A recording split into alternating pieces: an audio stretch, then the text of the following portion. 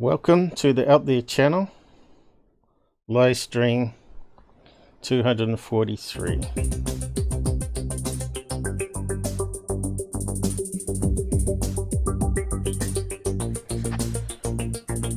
Hopefully it's not corrupting. Sounds alright this end.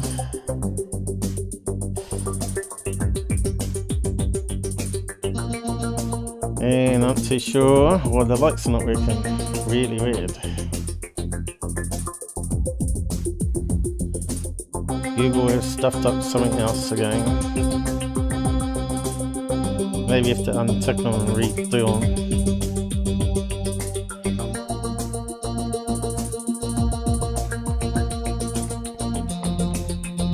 Yeah, looks like one's come up now.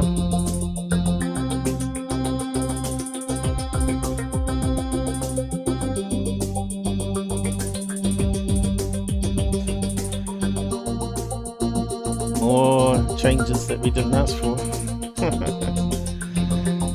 Typical Google.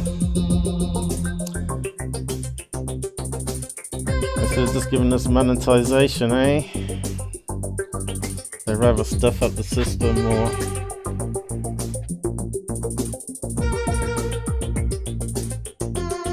Going down.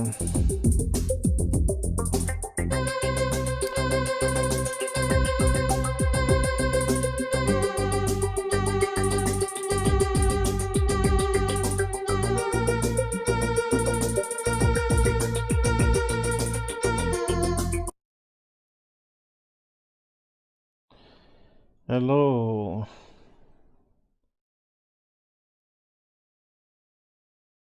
Good to be back. Let's have a bit of fun and hopefully learn something new and see some incredible videos maybe. And just be civil and no swearing in the side chat and see how it goes, I guess. Now we've got 2 likes now. I wonder if that's an extra one or one that didn't work before. Now let me just check it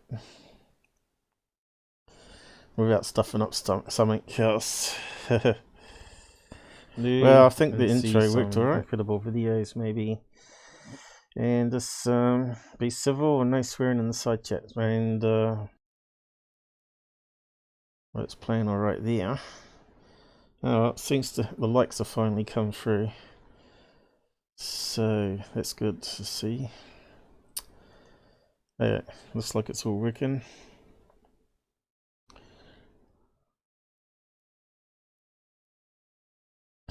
I'm having trouble breathing through my nose again. No, it's not corona. New Zealand's clamped down on it pretty good at the moment. People staying in. Hopefully not many people get it in New Zealand and it doesn't actually take hold, but somehow I think it's going to slowly spread. Everybody's going to get it, right? It's on everybody's mind, scaring a lot of people, killing lots of people. Well, 5% of the people anyway. I'm not sure if that stat's gone up at all. But yeah, so who's out there with us? Robert's just got over corona. There was 2 days that he couldn't breathe. He said that he was worried that he's going to die. But yeah, he's still with us. Maybe he'll join us tomorrow, but I might have to roll back the time an hour, I suppose. I'm not too sure what time I'll do it. It's easier for me later in the afternoon because I work on the web administration side of things quite a bit lately, doing videos and coding to try and make the stream a bit more fun. 2:43, wasn't it? So Saturday video analysis and 5G science.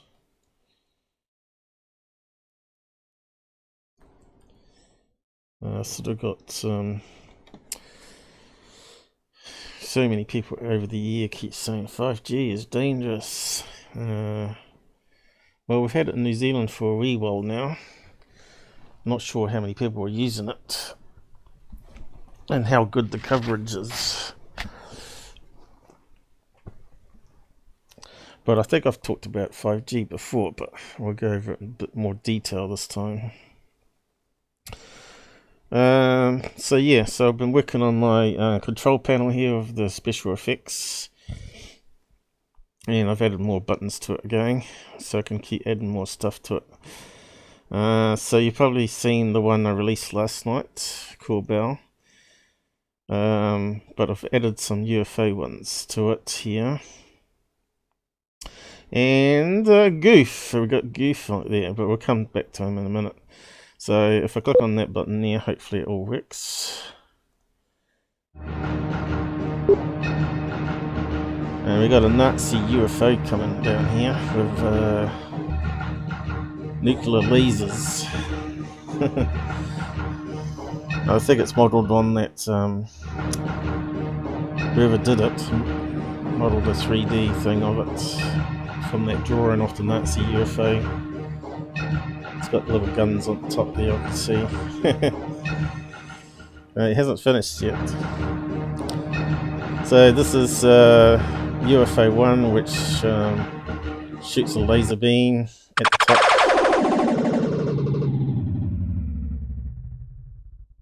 And catches the side video chat and fire. So that's now I can shoot Robert when I want to. Maybe the virus didn't get him, but maybe the Nazi UFO Bell will get him. So yeah, and I got UFO 2, which blows up the side chat with a nuclear bomb laser. Similar, but different weapon. There they come. Coming out of a portal there.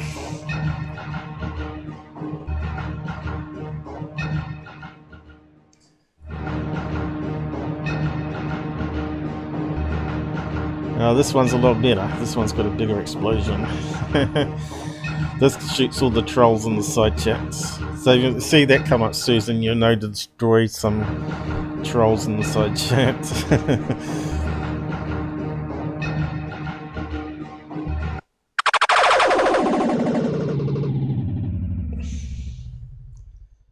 You can see there's a much bigger weapon.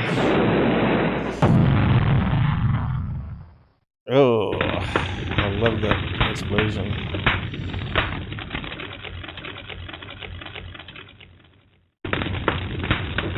There you go, side chat is on fire.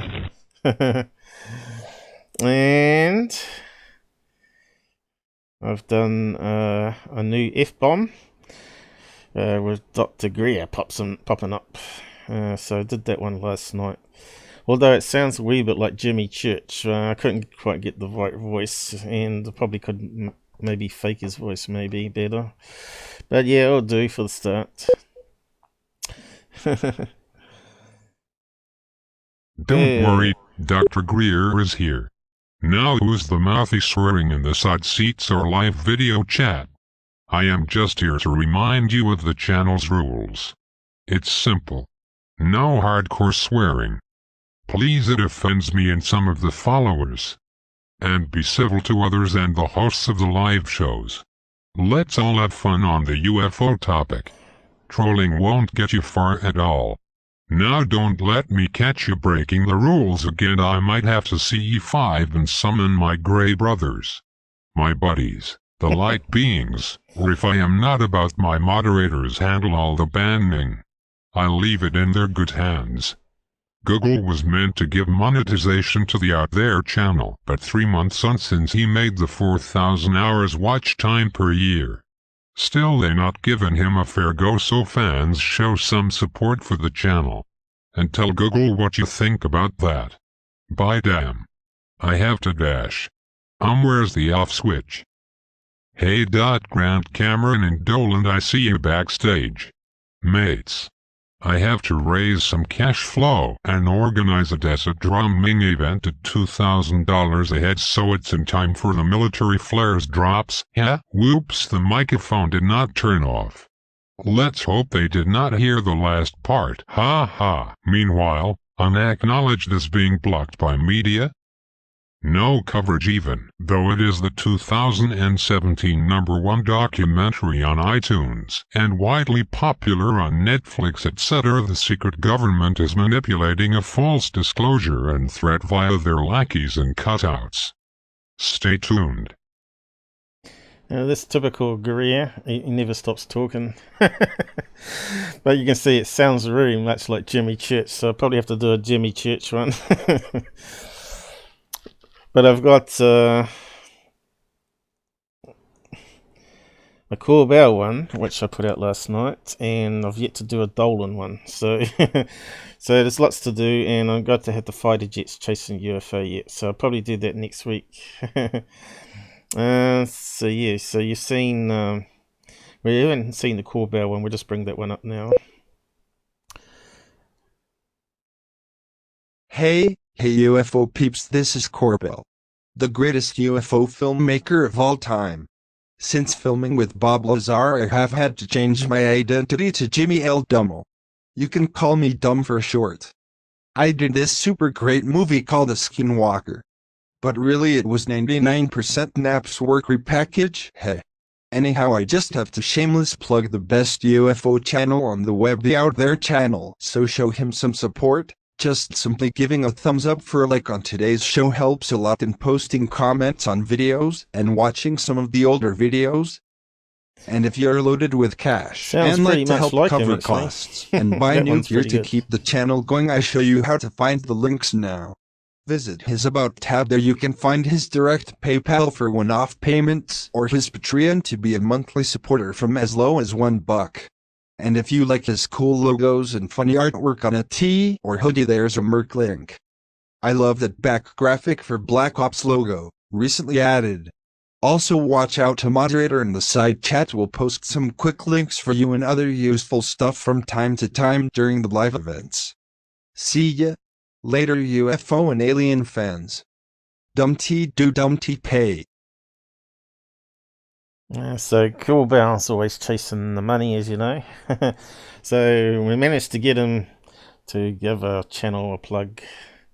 He's normally supporting the other hoaxer, what's he's called? Tyler Cochner. So yeah, I can pop that up every live stream now for a bit of laugh and educate people that we have got some merch and donation links until we get super chat. It seems everybody's hooked on super chat, but people don't realize that Google gets 30% of the donation in the side chats, and I see a lot of people getting big payouts, you know, $500. Cool Bell got one, $100. So yeah, Google gets like $150 of that $500 donated for doing what? So yeah, it makes you wonder why they don't monetize all channels and just allow channels that have got live streaming so they can profit from the side chat, because people seem to like using it for some reason.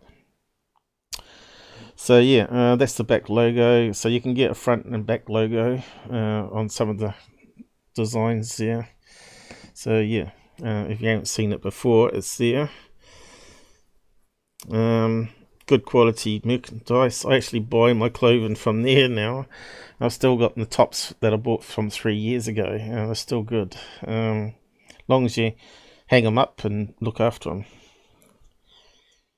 Hand wash them or whatever. So it doesn't destroy the logo.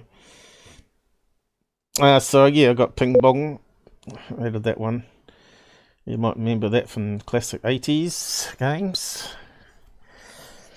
And if you've got low attention span, I've got the really slow version here. So that's for the low attention span. And also you can have species as well going. And the background. Yeah, so you can do quite complex stuff with layers of graphics. So yeah, this is my little interface tool that I made that talks to JavaScript running on as a layer on top of Minicam. So it should probably work on anything really. That allows you to do a layer of transparency running the web page that activates code. Those ones ain't too exciting. You've seen my Alien, which I played last time, I think. And of course I can make it a small window too. Instead of taking up the whole screen. So that's saying welcome to all the new people out there that are joining us today. We haven't really begun looking at stuff yet. We're just checking out the tool, how it's running live. Hopefully it hasn't crashed anything. Looks like we're getting excellent connection today, so that's good. And of course we got Goof. So I'll leave him on a small window. You haven't seen this one yet, I don't think. Ma! Ma! Everything is so small. Wait, I think I may have found it. Isn't this bizarre? I don't know what I'm doing. How do you... No. No. This is unreal. Oh, wait, hold on. I think I see something. And that was an interesting one. So I don't know what the red worm is. I would say it would be balloons, but it just didn't seem like it. Just bizarre. Anyway. Ma! Ma! So yeah, that was me when I debunked his stupid red worm, which is just a arch from a wedding party. Clearly obvious it was balloons. And there are actual quotes from various lives that he's done. So fancy saying he doesn't know what he's doing on a live stream. That's just hilarious.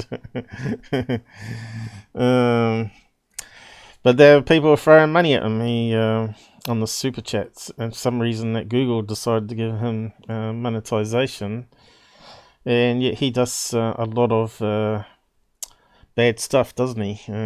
Attacks a lot of people. People that don't really deserve attacking, in my book, you know, like UFO Jesus is pretty harmless. He's not actually producing, he's just producing videos with his own opinion on stuff. He's not actually making claims on videos and analysis and all that sort of stuff, wrongly misdirecting people. So yeah. So what else we got? Some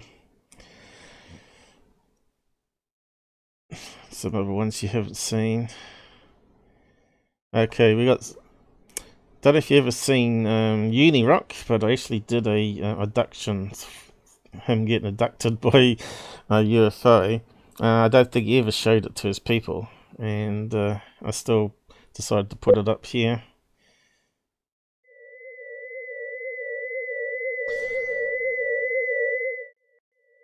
Yeah, I forgot about that.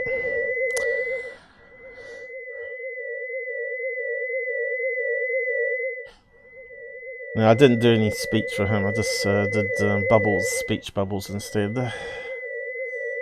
So he's got this unicorn as a pet. And the aliens again now suck it up into the saucer. And he's saying it's not cool. Hey, leave my unicorn alone.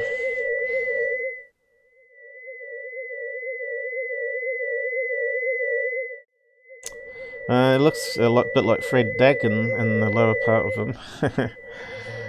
A Kiwi comedian.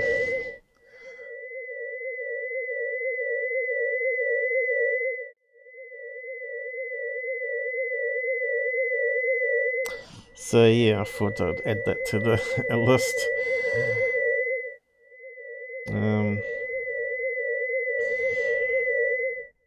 But my original one is this one here with the cow. These ones I've improved on. I'll just set it back to full window.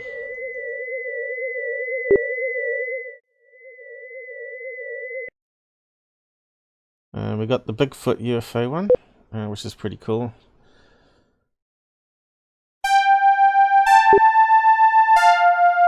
It's got me playing Close Encounter theme. That's about the only way you can do it without getting copyright claims nowadays. So that's more of a Bigfoot Yeti, this one. So these are like free emanations that are out there that I've edited to make it better and merge them and stuff. So we've got various instruments there. The last one there was a koto from Japan.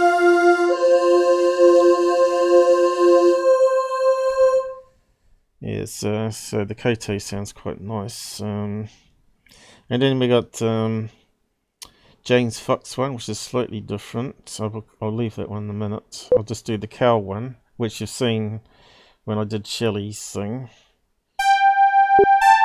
But I've made it with a transparent background, so it just overlays on top. So, mad cow there, mad cow disease.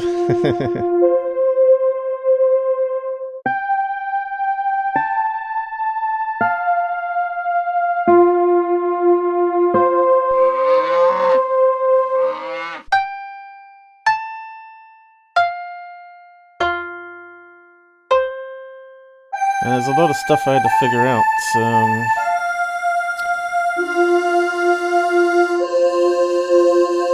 I like how the UFO drops there and then shoots off again. That's pretty cool. Yeah, there's a lot of stuff I had to learn about transparency. That's actually a video, not an animated gift, that last one. So you got WebM format now, which is like a stream and video format for web pages. Bit like Flash video player, I guess, replacement, using VP9. And you can make a transparent background of your video and you can overlay it on top of your screen, which is kind of cool. And of course we've got James Fox. Not sure if many people have seen this one. He's seen it and gave it a thumbs up. But it was kind of taking the piss out of him, that he does all these UFO shows but never actually finds anything.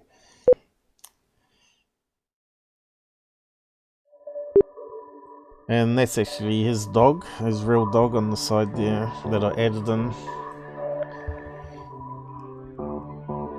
So this is another old animation I did using similar cow and some similar UFOs. So they're saying, James, the cam producer, behind you. Turns around, nothing there.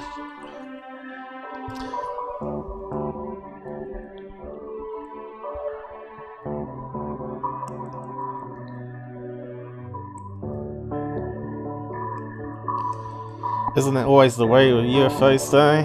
Time you get your camera out, they're gone. So yeah, it's kind of a bit cheeky. I'm not sure how much... a lot of people actually didn't like that one. They thought I was taking a bit of a piss too much. But I thought it was actually quite a good little animation I did for him. But he never paid any attention to me.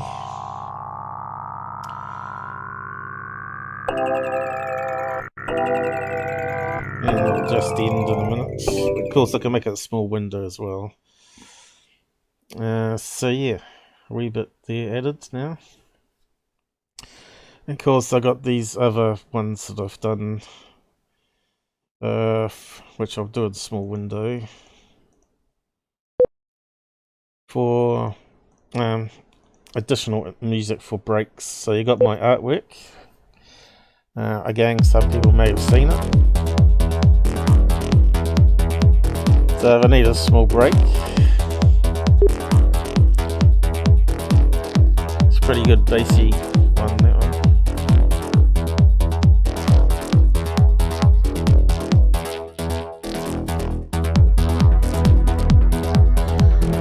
How's it sounding? Is it corrupting the sound at all? Let's go test that one. Sounds right here.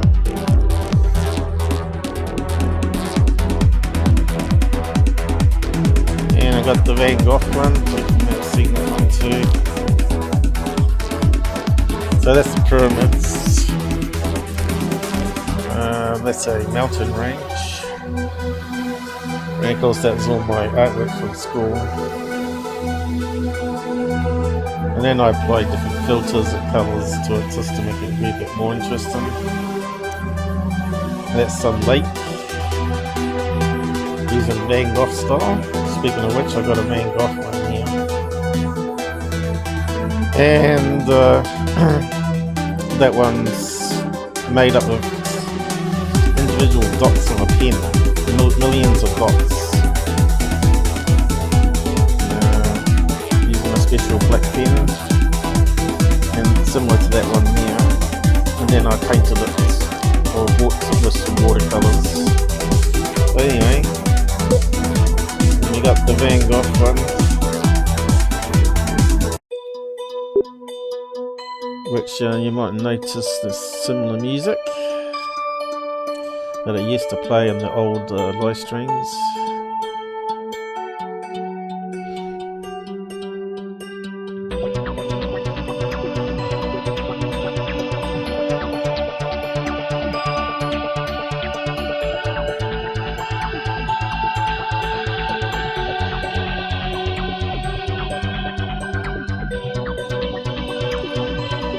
So he's got some nice artwork too,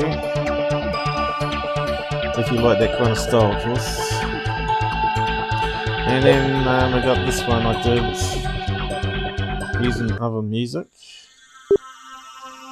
It's kind of more spacey type music, which is actually using various artwork that is displayed on a search page of Google. So that one might get some copyright claims, but who knows. Copyright just gets so boring, doesn't it?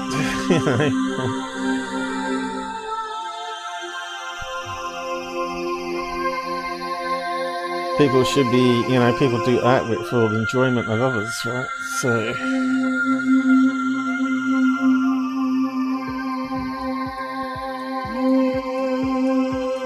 So yeah, that's additional to the Out There channel break one we've got from a guy that used to do art and music for the channel.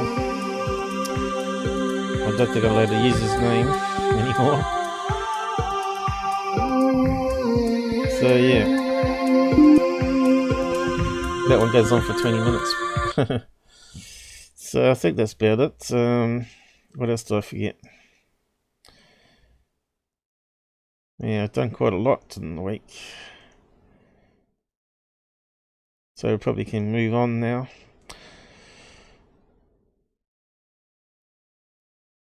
I think we've seen pretty much everything else. Yep. So that's cool. Alright. So yeah, we'll be able to add more to that as the year goes on and do a bit more funny things. People want to add I want to do some artwork for the channel. Animated GIFs with transparent backgrounds. Go ahead, and I might use it. So let's get on with the UFO stuff. So we're looking at UFO Stalker last time, or we're trying to. And UFO Reporting Center. But we'll just skip those for the time being to the end, see if we've got some time left. What we got here. So this Jason Gleaves is a wannabe video analysis guy. And looks like I'm the only one that's downvoted the bullshit here, but we'll have a look at it and analyze it.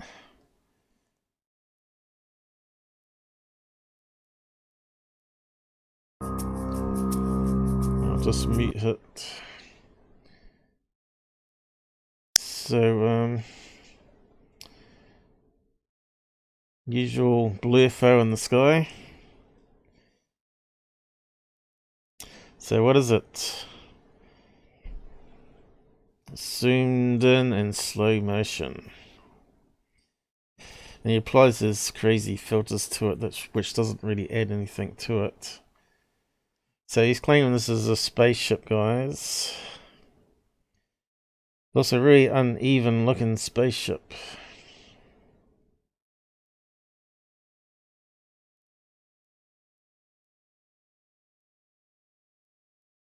So he's saying, could it be a central hub, a mothership?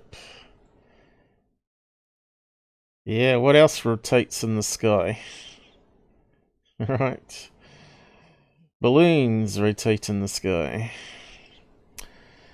So he's saying now the little smaller orb is going to dock with it. And you can see he hasn't stabilized it at all, has he? You know, a video analysis should know how to stabilize. So he's saying the little dot's approaching the big blob and they join together. That's what he's claiming. One UFO orb connecting to another.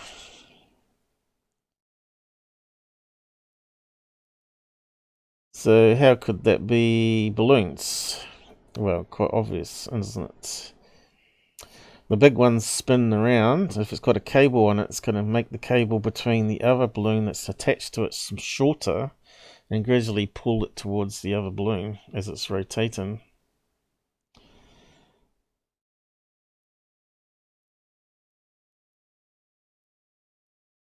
So you see here, it hasn't stabilized it at all to keep it in central frame. So he's got some sort of square patterns on the orb, which I believe are just reflections of light.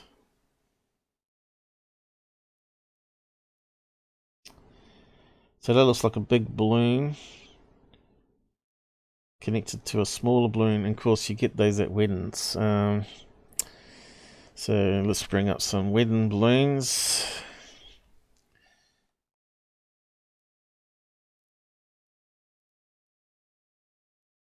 That's my first thought what it was.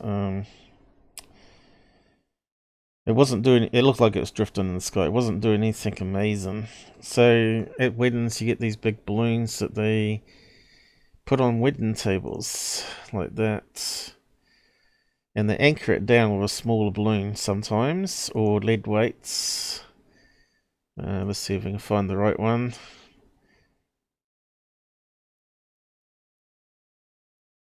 And of course, it's got the short cable between. I don't know if you can see any on the table there. Normally have it in the center.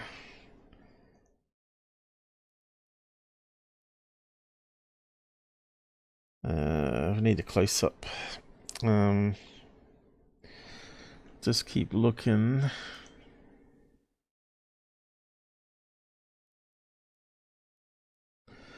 Has that one got a smaller one below it?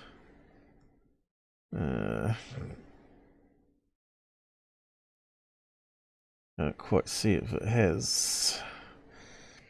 That's good. You'd think it'd be easy to find, but they don't have close-ups sometimes. Of course, it depends on your keywords. Okay, we can't quite see a smaller balloon on that one. Looks like they've connected it to a glass there.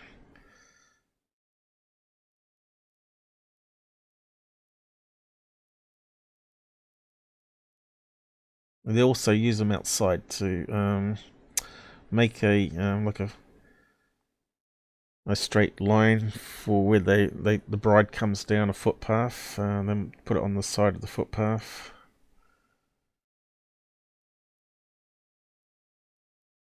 So those ones are on stands, I think, lead stands.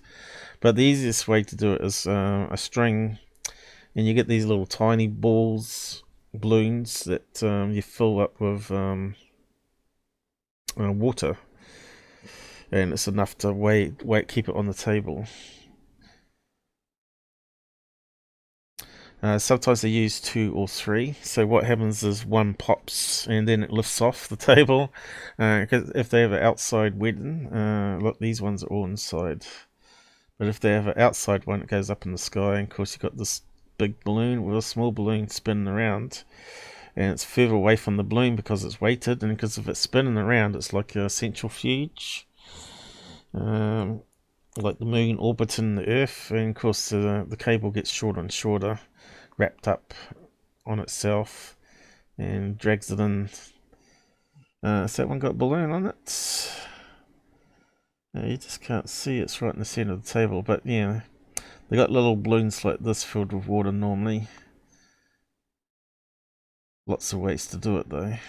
How about that one? Oh, lots of different designs. That one. That one's using weights. Yeah, you could never find the one you want at the time, I suppose, but you know what I mean. I think people buy the weights now because you get it cheap from China.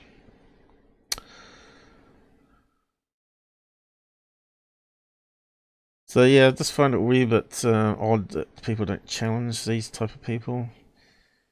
This guy's written a couple of books and he's making money from it. So let's see.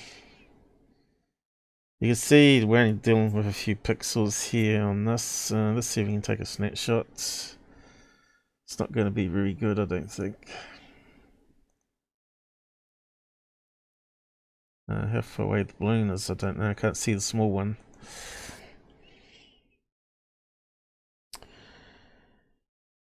But yeah, you should make always a checklist of how do you debunk stuff and just run through the list. UFO should always be at the bottom of the list. If you can exclude all the ones above the list. So when I was looking at that, I was thinking, well, it's going to be maybe a balloon. And what else could it be? That's about it, really. And then the next option is UFO. And then you got to determine which type of balloon it is. So I don't know if you can actually see it in the snap. Can't see the other balloon.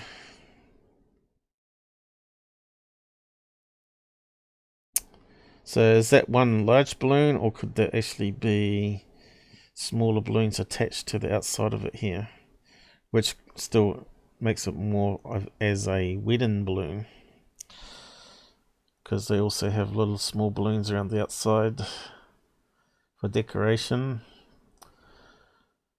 I've got to open up the folder. Hang on. So we got this now. We can put it into an editor. I think he says it's unknown source too in the video.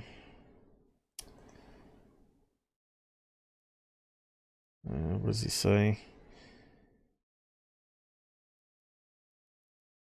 Often he doesn't give any links to the source.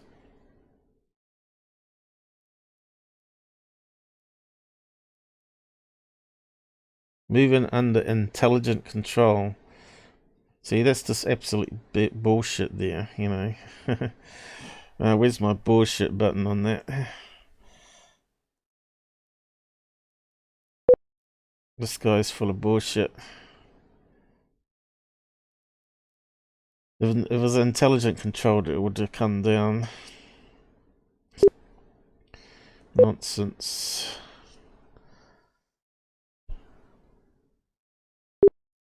And I think we can say busted as well.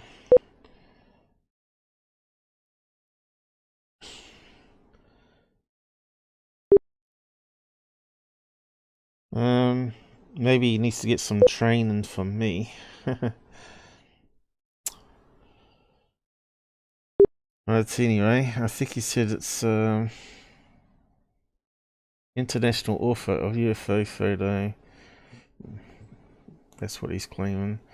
Enlarge the original source, which results. So you notice he straight away listed himself as film and animation. So straight away you can't think of this guy as being credible, because he doesn't know a fake video from a legit one.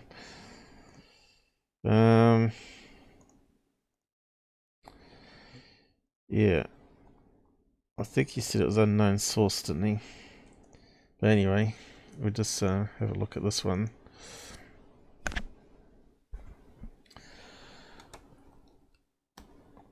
I must unset the setting. Resize, but make sure that's ticked.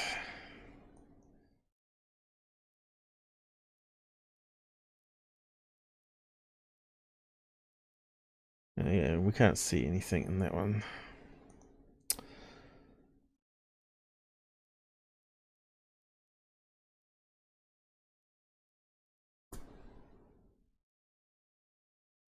Why does it not come up? Never seems to work when it's at the bottom of the page. There we go.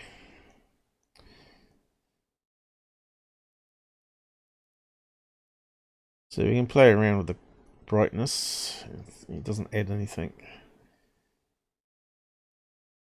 other than tell you that it looks like a legit video there, not CGI, because the way it fades.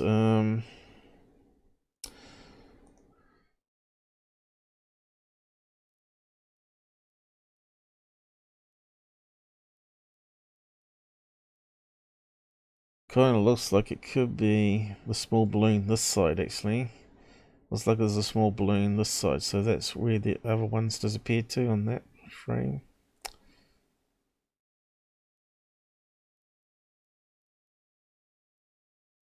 Other than that, you'd have to zoom in really close. Now let's see if we can get the one where it's got two on the same screen. So where is that? I don't know. No, he mucks around with it, so we need to find where it starts.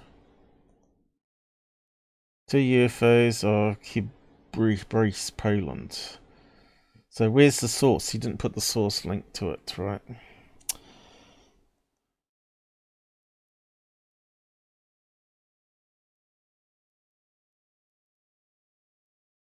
So I think we can just see the other balloon there. So let's snap that one.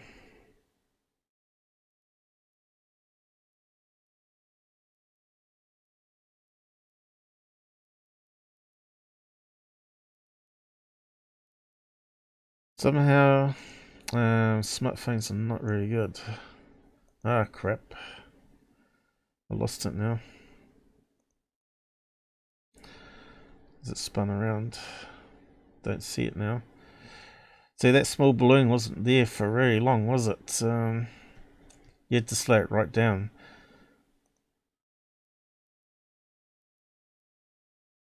And it's already connected to the other balloon. It's spinning around so fast it sucked the other balloon into it. So that's another thing that you don't see. When he slows it down,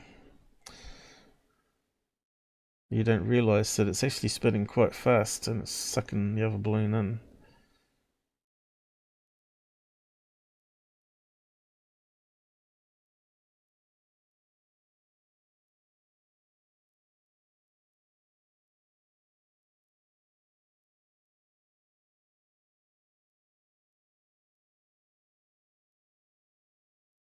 Yeah, so let's have a look at this one. Should be able to see both on the screen now. But yeah, I don't think there's much you can claim about it apart from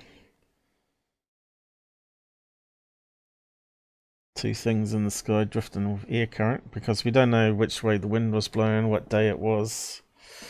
It's a typical thing. No MUFON case number. If there was, he certainly hasn't listed it. So, you can see the quality is not that good, and we're dealing with a second-hand copy on YouTube. But because it's MP4, hopefully it hasn't lost too much quality. But YouTube does lower the bit rate, which makes it a bit more jagged edge on it, compression, because of the way MP4 compresses it. Now, the way MP4 compresses, it actually looks for the previous frame to see what pixels have changed. It only compresses the same information on the previous frame to the next one, so it only tracks the movement of things on the screen, and then compresses the stuff that's not changing. So that's how MP4 works. So it doesn't actually change the pixels or anything like that. It has like a base reference frame, and yeah, it's quite a complex thing, and also compresses the colors.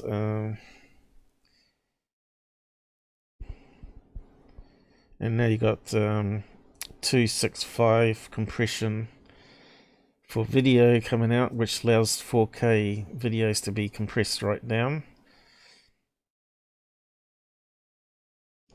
Some other techniques they're using. What was I going to do? Right color filter. Still quite hot here. Still wants to give us some hot days, even though it's meant to be heading into autumn and winter. I might have to put the fan on. Let's see. Alright, so can we see anything like he was getting with the square pattern? I'm not getting the square pattern. Right.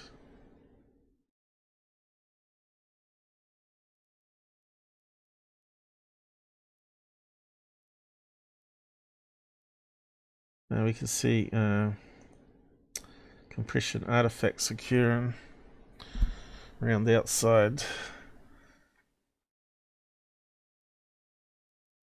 Apart from that, he must have mucked around with it quite a lot to get like a square pattern out of it. So you can see there's definitely going to be some sort of either mylar or wedding balloons. Now you can see here the sun's, you can see the curvature of the sun reflection. But because you can't see fishing line between, even on the best HD footage up close, it can be very hard to see it, especially cotton.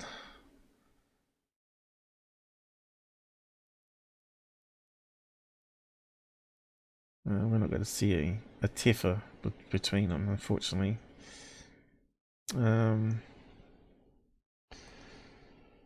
If they had an optical zoom, I bet it would have been solved straight away, right? But typical smartphone. So yeah, you can see here we went from this blurriness to something that actually looked like two round balloons. So yeah,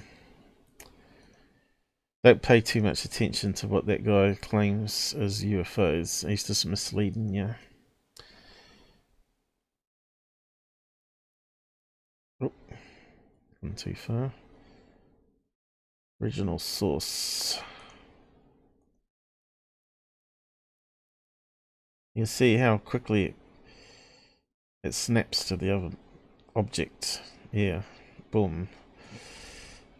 They slowed it down, right? And he's used multiple filters here, and he's created artifacts. You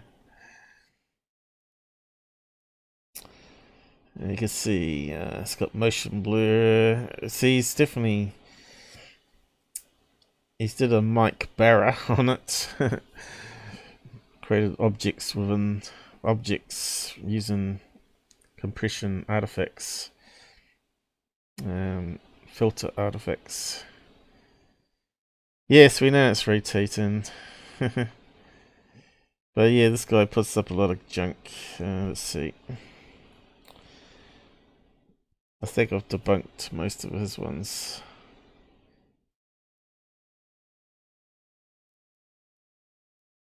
Two large UFO captured over unknown city. Great.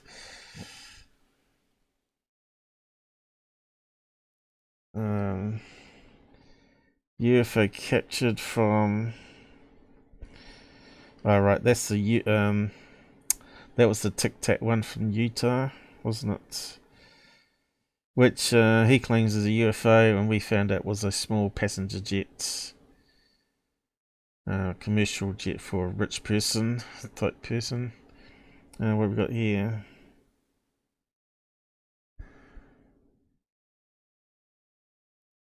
This one will be the same, I guess.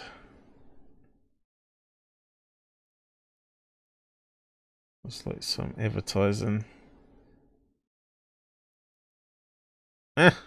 See the crazy filters he uses? Oh yeah, I debunked that. Was the first one I debunked.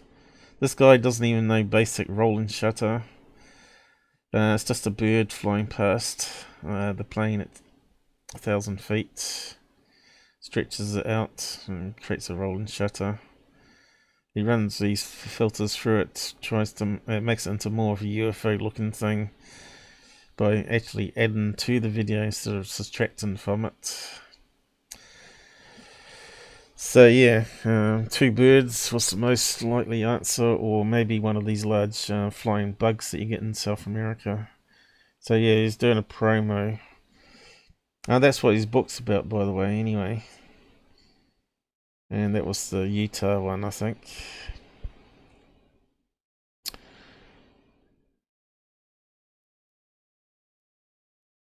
Come on. No, that's not the Utah one, is it?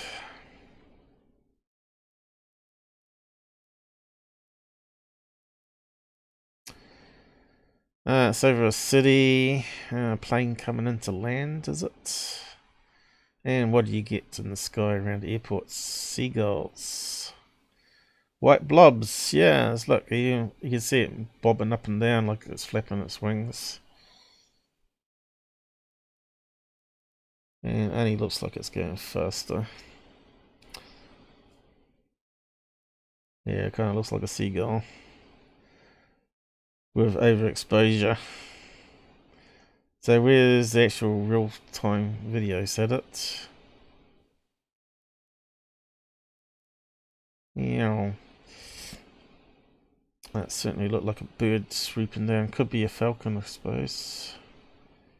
Looked like some birds diving on air currents. But anyway, he's got a Utah one here somewhere. And he applies so much filters to it, it's ridiculous. Was it that one? Anyway, don't really bother much looking at his stuff anymore.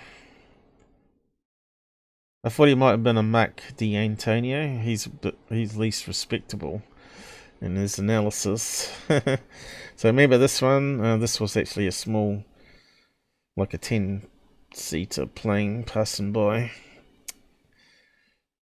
You can see the tail fin. His enlargement is not terribly good.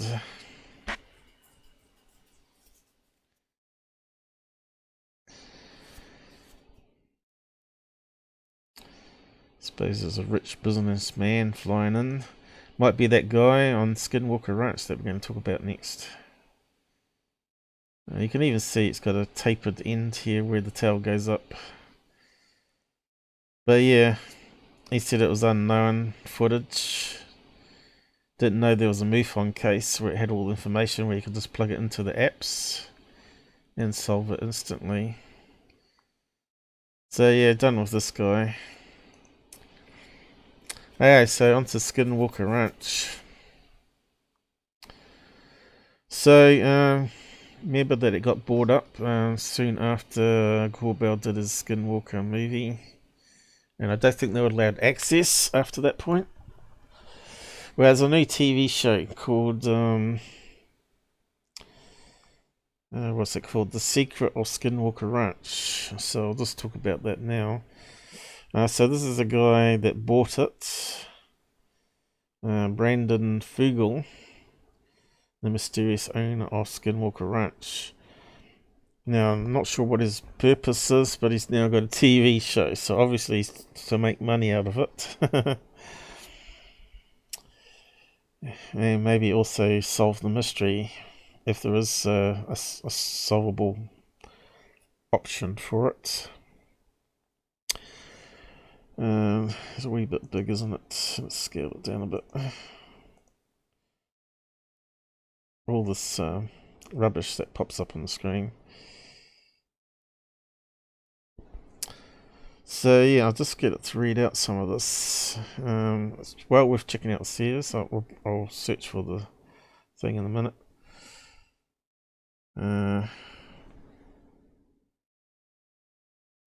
Looks like we got some other pop-up coming in the way here.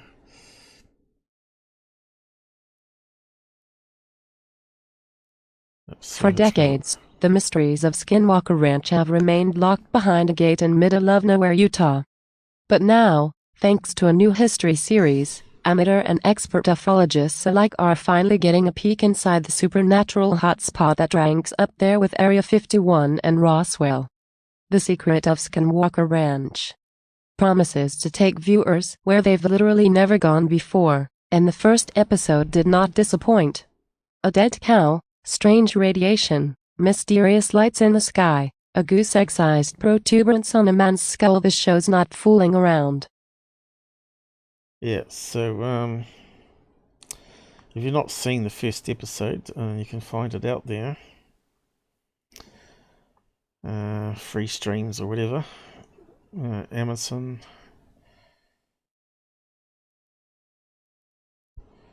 Probably if you got ID, you can actually watch it on demand as well. Although I don't think it works outside USA. The ID is only for internal to America. Where's the thing disappear to? So I'll give my opinion on it in a minute. The premiere also gave us more information about what's been going on inside Skinwalker Ranch over the last few years, introducing us to the land's new owner and the team of experts investigating it. One name stands out from all the rest, though, possibly because he's a real estate magnate with an intense interest in the supernatural and the money to actually do something about it. The man is Brandon Fugel. But who is Brandon Fugel, and what's his real connection to Skinwalker Ranch? Let's investigate. Yep. So they call on that guy from Travis from What on Earth, which is another good series. I'm not sure if anyone's seen it out there. I'll just plug it in, search here. Which has a lot of scientists on there, real scientists, What on Earth. Although some of them are a wee bit dodgy. Travis is one of the better ones. TV show. It's a good series. Definitely worth grabbing a few episodes of it. It's been going on for a few years now, as you can see, 2015. Still got a fairly high rating. So basically, that's what these fraud UFO channels put up with images from Google Earth and say, what is it? Well, these guys actually go and find out. So if there's no street view, they send the guys there and actually investigate and actually take some ground shots. So yeah, it solves a lot of the stuff that you see also on YouTube where they claim to be UFO base and all that. So that one in White Sands with the big UFO shape, green and black, like Tyler from security team said was a big UFO. Has a load of boats and stuff around the outside of it. It was actually a marine testing pond. So they actually say that on one of the recent shows. And I'll show a quick picture of it. So we also got the secret of, I'm not sure, might even be up here yet. Oh, Skinwalker. It's way better than Corbell's movie. This is what I expected the movie to be. Like, they go there, investigate, and they bring some findings and then turn it into a series where they do it on a daily basis, right? Bit like Ghost Ventures or something like that, but it never happened. So you can see it's got a fairly high rating so far. Unfortunately, being History Channel, it has a feel of being a mocko. They've done past mockos before with mermaids and Bigfoot, Yeti, Russian Bigfoot, and sort of ruined the credibility of the History Channel being serious. So now you don't know if they're being serious or not. But so far it seems to come across serious because it's got Travis on there. And I don't think he would... he's a PhD guy, and I don't think he would ruin his reputation doing a mocko documentary type thing. So it says here, a team of scientists and experts will conduct a thorough search. Now, in the episode, they get a control center, they got cameras everywhere, they got sensors everywhere. It's done really professionally. Finally, someone's doing it properly. Or if Bigelow did the same thing, we certainly didn't see any of that on the Skinwalker movie, did we? And that's the sort of stuff we wanted to see. We wanted to see what had been researched and what was some of the video footage, if they had any. And so, yeah. So what they find out is abnormal, really high radiation of microwaves on the top ridge here. Near the ranch, which needs to be investigated, and of course Travis is the man to do it. So we've got ratings up already. I'll post a link to it anyway so you can go and dig it up. Walker TV series. So this guy obviously did what Corbell should have done. And also got to buy the ranch because it went for sale, and he obviously had millions of dollars and bought it. So it's got Travis Taylor, astrophysicist, owner, Skinwalker Ranch, principal investigator, and they got the guy there with a machine gun, security guard. Yeah, looks really menacing type guy.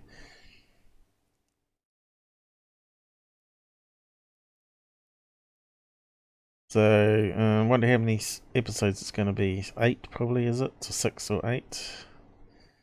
And where does it tell us? Season 1. Unfortunately, it's one of these shows that you want to see the whole season 1 go, right? Because they always leave it hanging, just as it's going to get a bit interesting. Night visions. So they do find some interesting stuff, and we'll have to see where it goes. At the end of the show, they bring out a box with something secret in it, so and they cut it for the next episode. So that's quite annoying. But the guy wanted to dig and probe the radiation going down, and you know that's what I expected on the Skinwalker Ranch. I expected him to go in there, get LiDAR, and actually scan and see if there's any tunnels underneath the ranch, because they talked about strange sounds under the ground. And then put some bloody probes in there, right? Cameras, draw a hole, put a pinhole camera down, put a remote control boat camera in there, or whatever if it's an underground river. It's all sorts of things that could be done that hasn't been done, and if it has, it certainly hasn't been revealed to us, the information public. What was the other one? I was going to one on Earth. I'd post that one there too.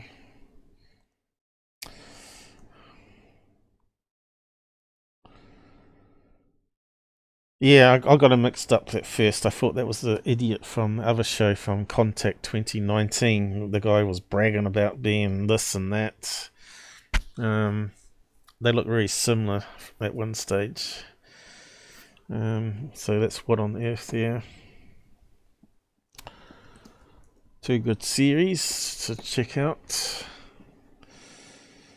Yeah, he seems pretty straight to the point and a scientist. He wants to get daily results and stuff. Tyler posted. Yeah, I see that. Yeah, Tyler's back on Twitter. Apparently, he was meant to be having his final pre-troll for the domestic today. So maybe I'll check that up later, see any extra notes have been added to his court case. So it must be coming up to a real trial where you got a jury system to find out what it's all about, and also his second driving offence, which could put him back into jail if he loses. But he's still BSing people out there, saying he needed a break. He needed a jail break. He's a lying sod, and he's still playing the dumb people. So what else we got? So that's the opening scene there, where Travis comes in. Here is Travis, and that's the owner, and these are the other board members or people that are on the ranch. You can see it's very TV like, rather than average Joe, because I'd rather have average Joe go in there, not some billionaire, and do the research with proper scientists, of course. So where do we get to on here? I've got that stupid thing in the way here. I need to nuke it. Go away, yes, stupid thing. Okay, so who is this Brandon guy? That's a good question.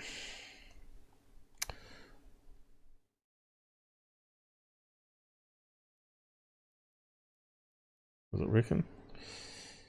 Or did it stuff up? Try again. Who is Brandon Fugelon? The Secret of Skinwalker Ranch? Question mark.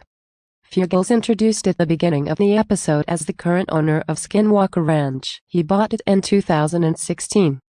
He's also a self-described chairman and owner of the largest commercial real estate enterprise in Utah and an investor in lots of cutting-edge technology.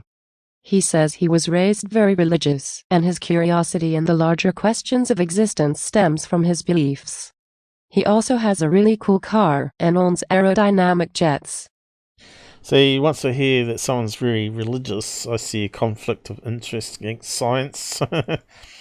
If you look at scientists, how they've been treated over the years with religion, especially the Catholic Church, and locking up people.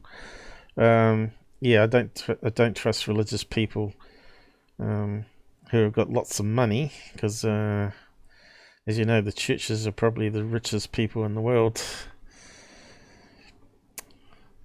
I just don't trust them. I'd rather have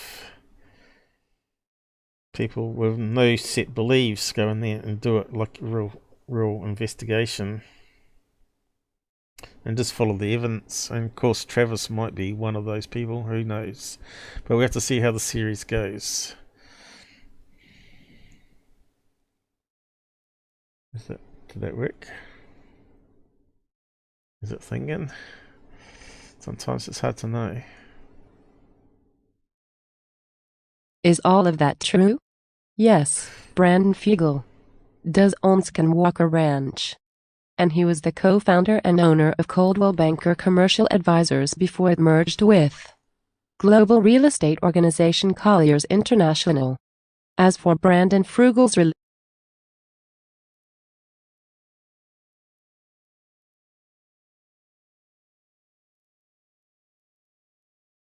in the first episode is his huge collection of movie memorabilia, which includes a jacket worn by Arnold Schwarzenegger in The Terminator, and a robe worn by Marlon Brando in Superman. So he's obviously got lots of money. I'm not sure if it cut out the sound before, but it did on my end. So he owns a lot of things, and in the show he's in a sports car.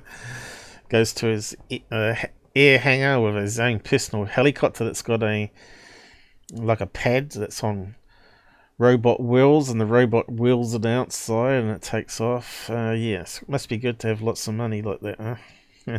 So you can buy toys to play with.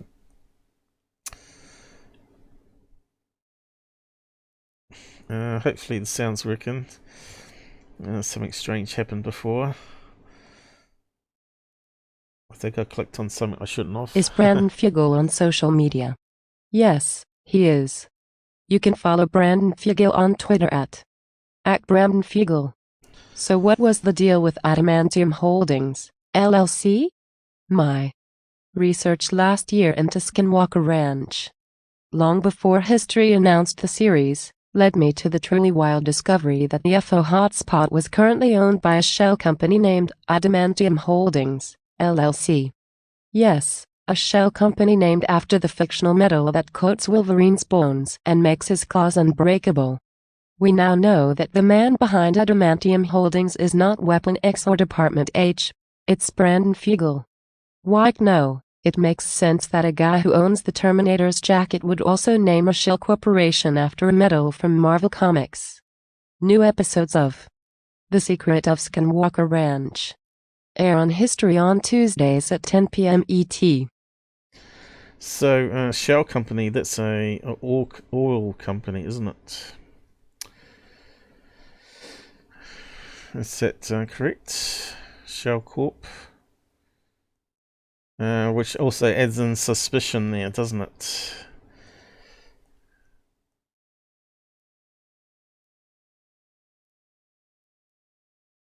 Kind of weird.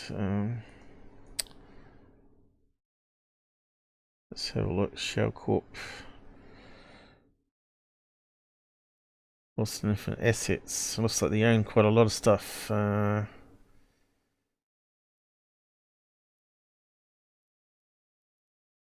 thought they were oil company.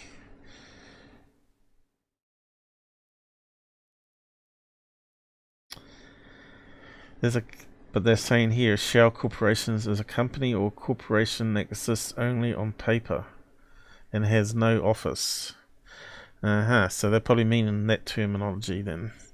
And no employees, but may have a bank account or may hold passive investments. So is that one way to get around tax dodges and create a TV show and write it off? I don't know. So he's a property owner, right? He got rich. He owns probably 80% of Utah, I think they said on the TV show, was it? Shell Global. There you go. Shell Global is the petroleum company. I don't know if that's part of it or not. Anyway, we now have our answers. I'll post a link to that if you want to have a look at it. There's probably better articles out there now. Skinwalker owner.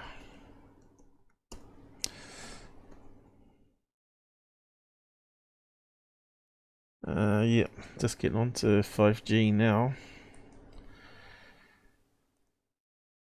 So go and check it out, guys. It's really, really good. So where do we start? Hey, 5G.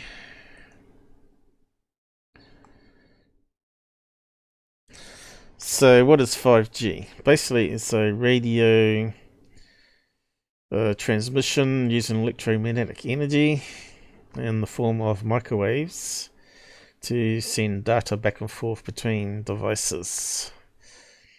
And so first of all, you need to go down and understand the basics of radiation and this page does a pretty good summary of it. So you've probably seen the 5G, the cell towers.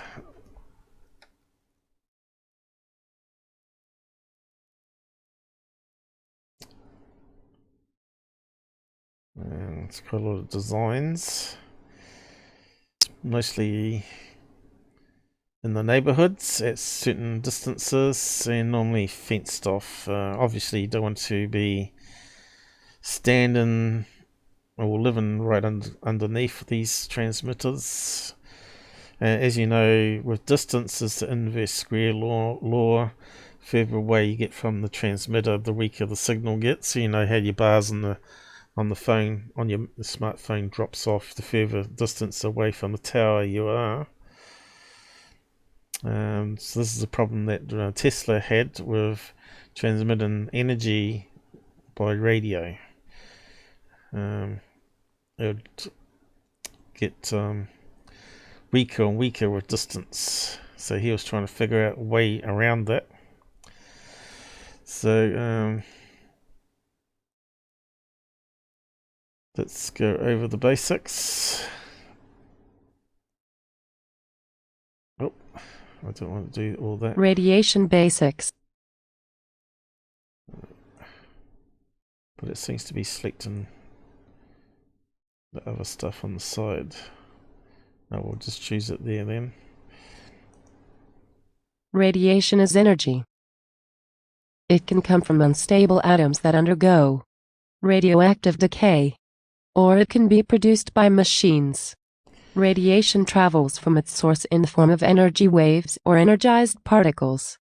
There are different forms of radiation, and they have different properties and effects. Okay, so this is Lee terms. So first of all, you need to know what ionization and non-ionization radiation is.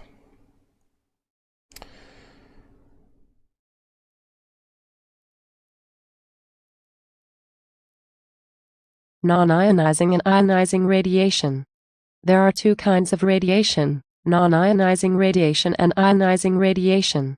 Non-ionizing radiation has enough energy to move atoms in a molecule around or cause them to vibrate, but not enough to remove electrons from atoms. Examples of this kind of radiation are radio waves, visible light, and microwaves. Ionizing radiation has so much energy it can knock electrons out of atoms, a process known as ionization. Ionizing radiation can affect the atoms and living things, so it poses a health risk by damaging tissue and genes. Ionizing radiation comes from X-ray machines, cosmic particles from outer space, and radioactive elements. Radioactive elements emit ionizing radiation as their atoms undergo radioactive decay.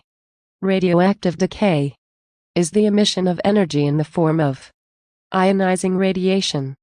Ionizing radiation. Radiation with so much energy it can knock electrons out of atoms. Yeah, it looks like it's screwed up. So it's talking about alpha particles, beta particles, and gamma rays. Radioactive decay occurs in unstable atoms called radionuclides. I think that's how you say that. Radionuclides. Nuclides. So electromagnetic spectrum. The energy of radiation shown on the spectrum below increases from left to right. So it's quite a good little diagram here, and with pictures of the equipment. So we got power lines. There's non-ionizing. We've got TV, cell phones, and microwave. Let me see if I can adjust it. There we go. And then we got infrared devices, which are TV remotes, still safe. And then you got visible light from energy saving light bulbs and LEDs. although some of the LEDs can actually give off the next level, which is ultraviolet radiation. So some LEDs actually are up in this level here. And there's a black light, and then you got X-rays, and then we got radioactive material. So that's all dangerous up to that point there. So ultraviolet upwards is dangerous, and of course, like all radiation, depends how long you are exposed to it. But all the stuff below that level is safe, as someone pointed out in the side chat. So we'll go over why it's safe. So protect human health and environment from ionizing radiation that comes from human use of radioactive elements. Other agencies regulate that non-ionization radiation that is emitted by electrical devices such as radio transmitters or phones. So as you know, a microwave will actually, as they said, ionize, creates vibrations in atoms. It absorbs into the atom and causes it to vibrate because it's absorbing energy. And that's, as it vibrates, it creates, releases energy called heat. So it heats up. So it heats up the food, vibrating it, mostly water and food. But it doesn't actually break the bonds, which we'll go over in a minute. So people claiming that microwaves actually cause toxins in food and all that, there's also more nonsense out there, because it doesn't fit in with science. So we're talking about types of ionized radiation, alpha particles. Let's find out what alpha particles are. It's like basic physics, isn't it? But it's good to get a recap. See if it reads it out Alpha right. particles are positively charged and made up of 2 protons and 2 neutrons from the atom's nucleus. Alpha particles come from the decay of the heaviest radioactive elements, such as uranium, radium, and polonium. Even though alpha particles are very energetic, they are so heavy that they use up their energy over short distances and are unable to travel very far from the atom. The health effect from exposure to alpha particles depends greatly on how a person is exposed. Alpha particles lack the energy to penetrate even the outer layer of skin, so exposure to the outside of the body is not a major concern. Inside the body, however, they can be very harmful. If alpha emitters are inhaled, swallowed, or get into the body through a cut, the alpha particles can damage sensitive living tissue.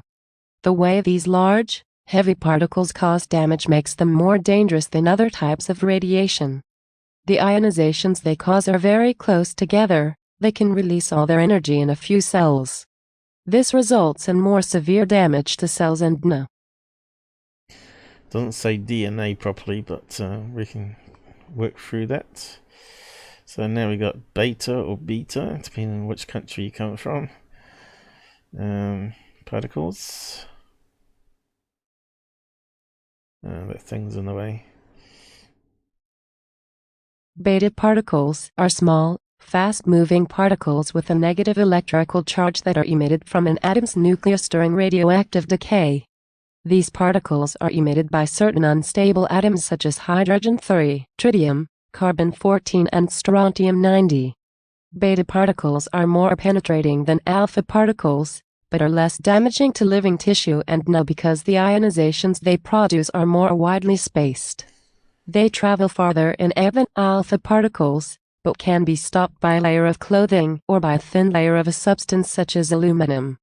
Some beta particles are capable of penetrating the skin and causing damage such as skin burns. However, as with alpha emitters, beta emitters are most hazardous when they are inhaled or swallowed. Of course, that's what happened with the Japanese reactor. It released strontium, was it? Or silesium. Silesium, wasn't it? But into the water, radioactive, and of course it ends up in the food chain. Fish, and then we eat fish, and then it gets into our body and causes some damage. But our body's always bathed in radio waves and radiation, and our immune system detects it's meant to detect cells that get damaged and remove them from the body and replace them. So when people get tumours and cancer, normally your immune system your immune system has missed getting those particles and replacing them, ejecting them out the system, and they sort of mutate into these tumour shells, which keep on growing and gradually take over the body and stop functioning how it should be working.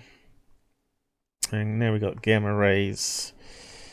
So once we understand this basic stuff, we can look back at microwaves. Gamma rays are weightless packets of energy called photons. Unlike alpha and beta particles, which have both energy and mass, gamma rays are pure energy. Gamma rays are similar to visible light, but have much higher energy. Gamma rays are often emitted along with alpha or beta particles during radioactive decay. Gamma rays are a radiation hazard for the entire body. They can easily penetrate barriers that can stop alpha and beta particles, such as skin and clothing. Gamma rays have so much penetrating power that several inches of dense material like lead, or even a few feet of concrete may be required to stop them. Gamma rays can pass completely through the human body. As they pass through, they can cause ionizations that damage tissue and nerve. So they're the most dangerous.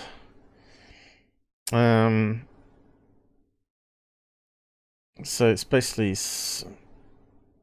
packets of energy called photons. So it's the same as light. So it's all the similar thing, this electromagnetic radiation, right?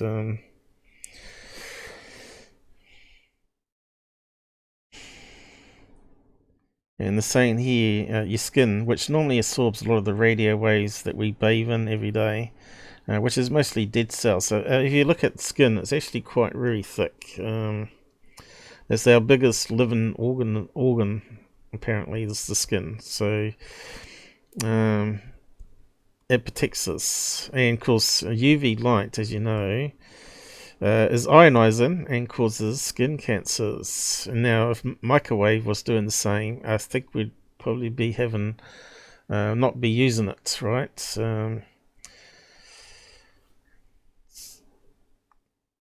For cell phones, imagine wearing that around your wrist, you know, as a watch phone stuff, and it would cause cancer.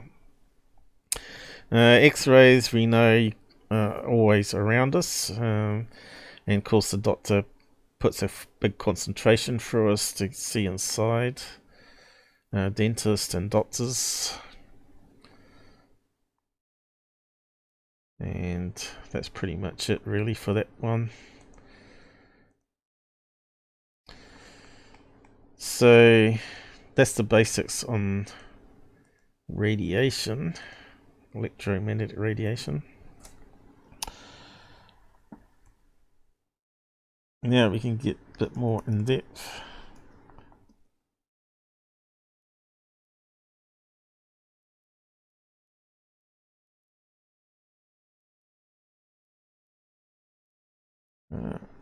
I'll try and catch up. So found this page here. 5G is not going to microwave your brain. All the myths debunked, updated. So we get onto that one.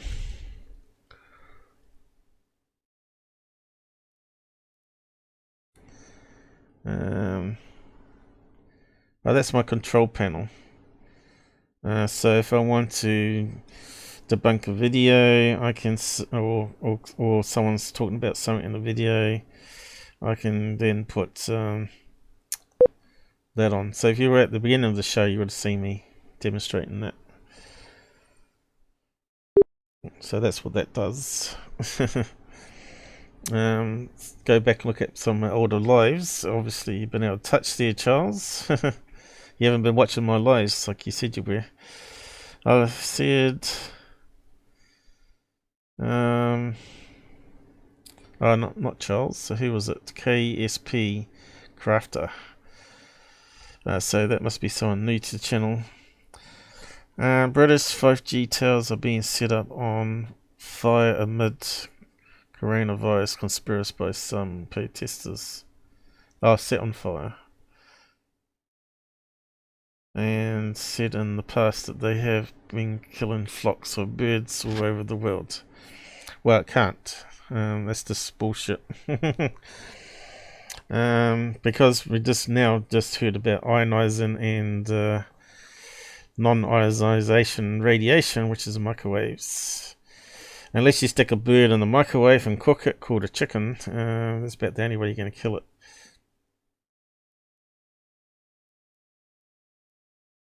Now, maybe that one's not so good, because I looked at, so this one's covering the same thing. I'll just get to the next tab and have a look at that one. So what level of microwave radiation is dangerous? And this is September 2019. We generally get panicked when we hear the term like radiation. I'll just minimize that control panel for the time being. Aren't we? But every radiation is not dangerous and has its own limits. So yeah, it's like if you're gonna stand in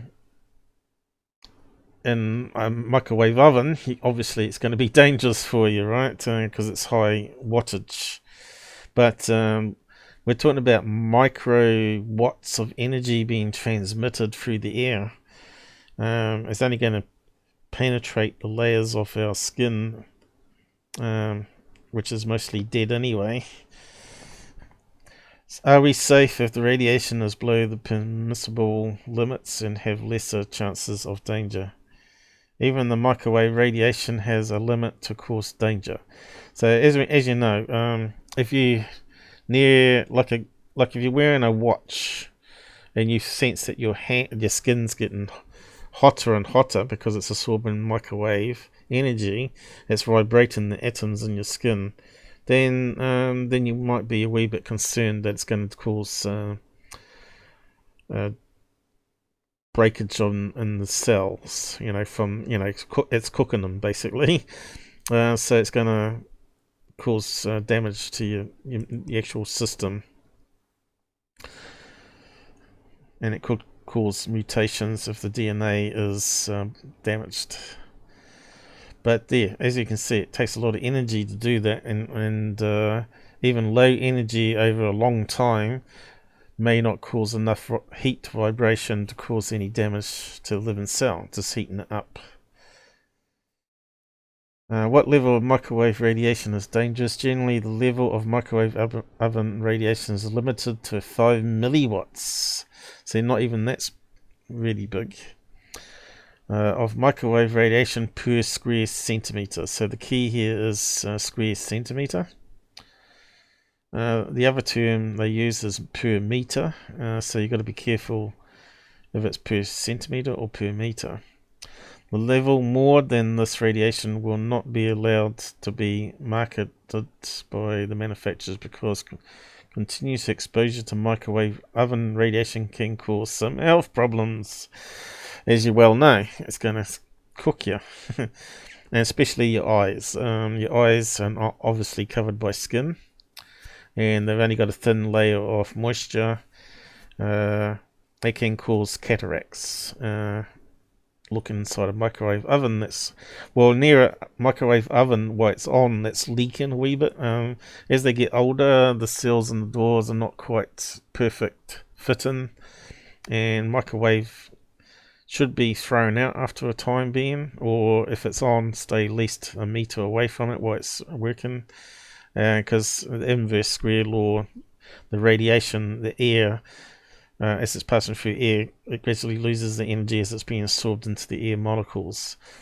So they're saying here it can cause problems, especially to the eyes. If you are interested in knowing the further details of the topic, like what this microwave oven radiation, health problems, etc., then read all till the end.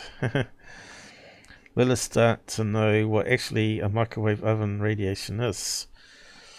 So a microwave oven is using the same radiation that cell phones use, and also your house Wi-Fi is using, and people don't seem to be too concerned about that.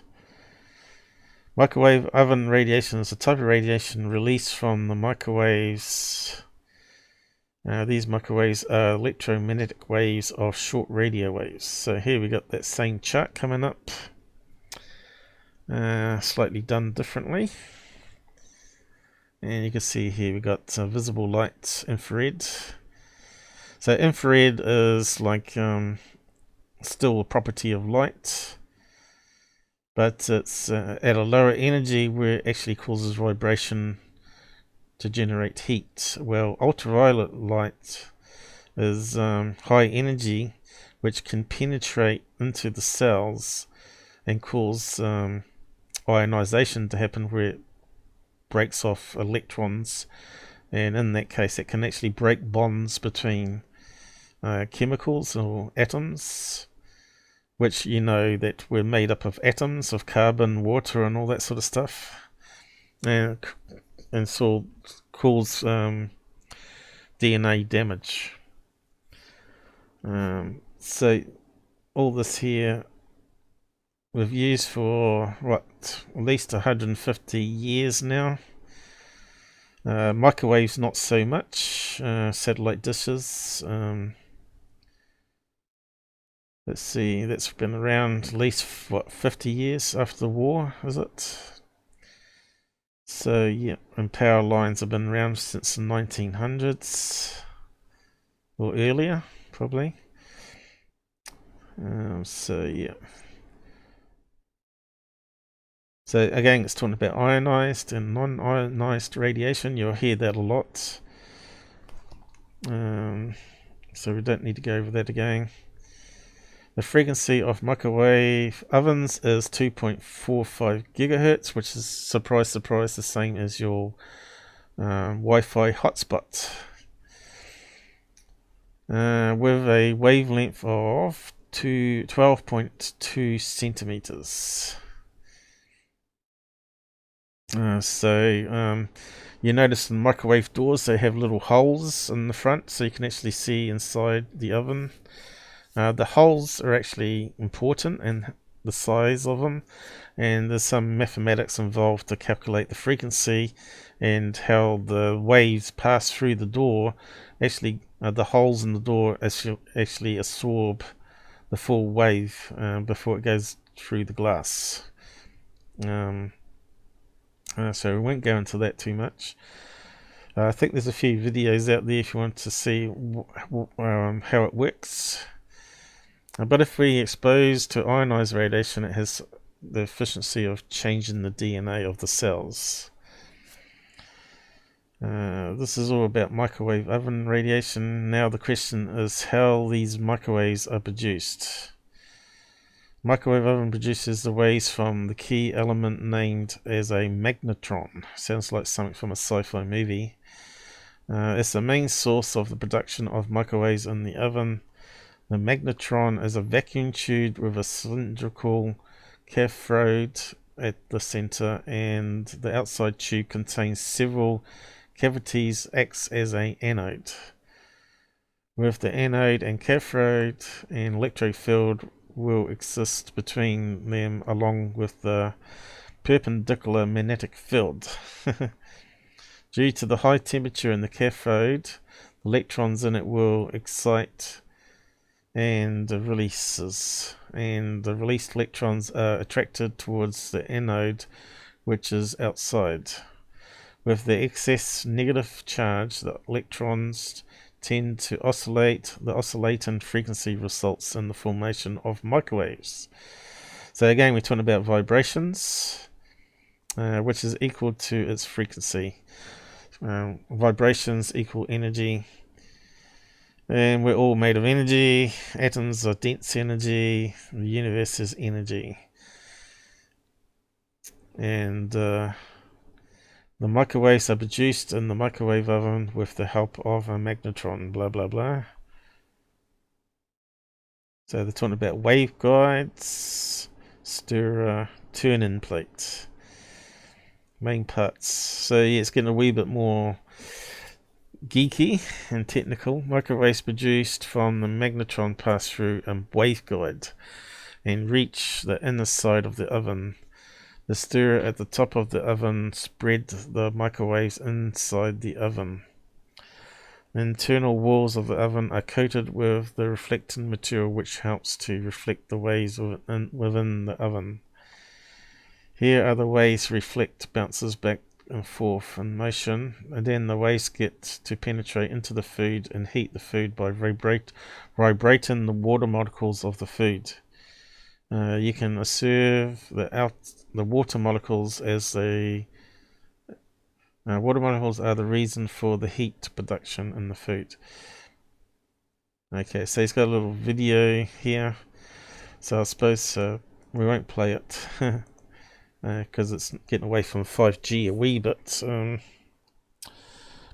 But it's all part of the explaining why it's safe.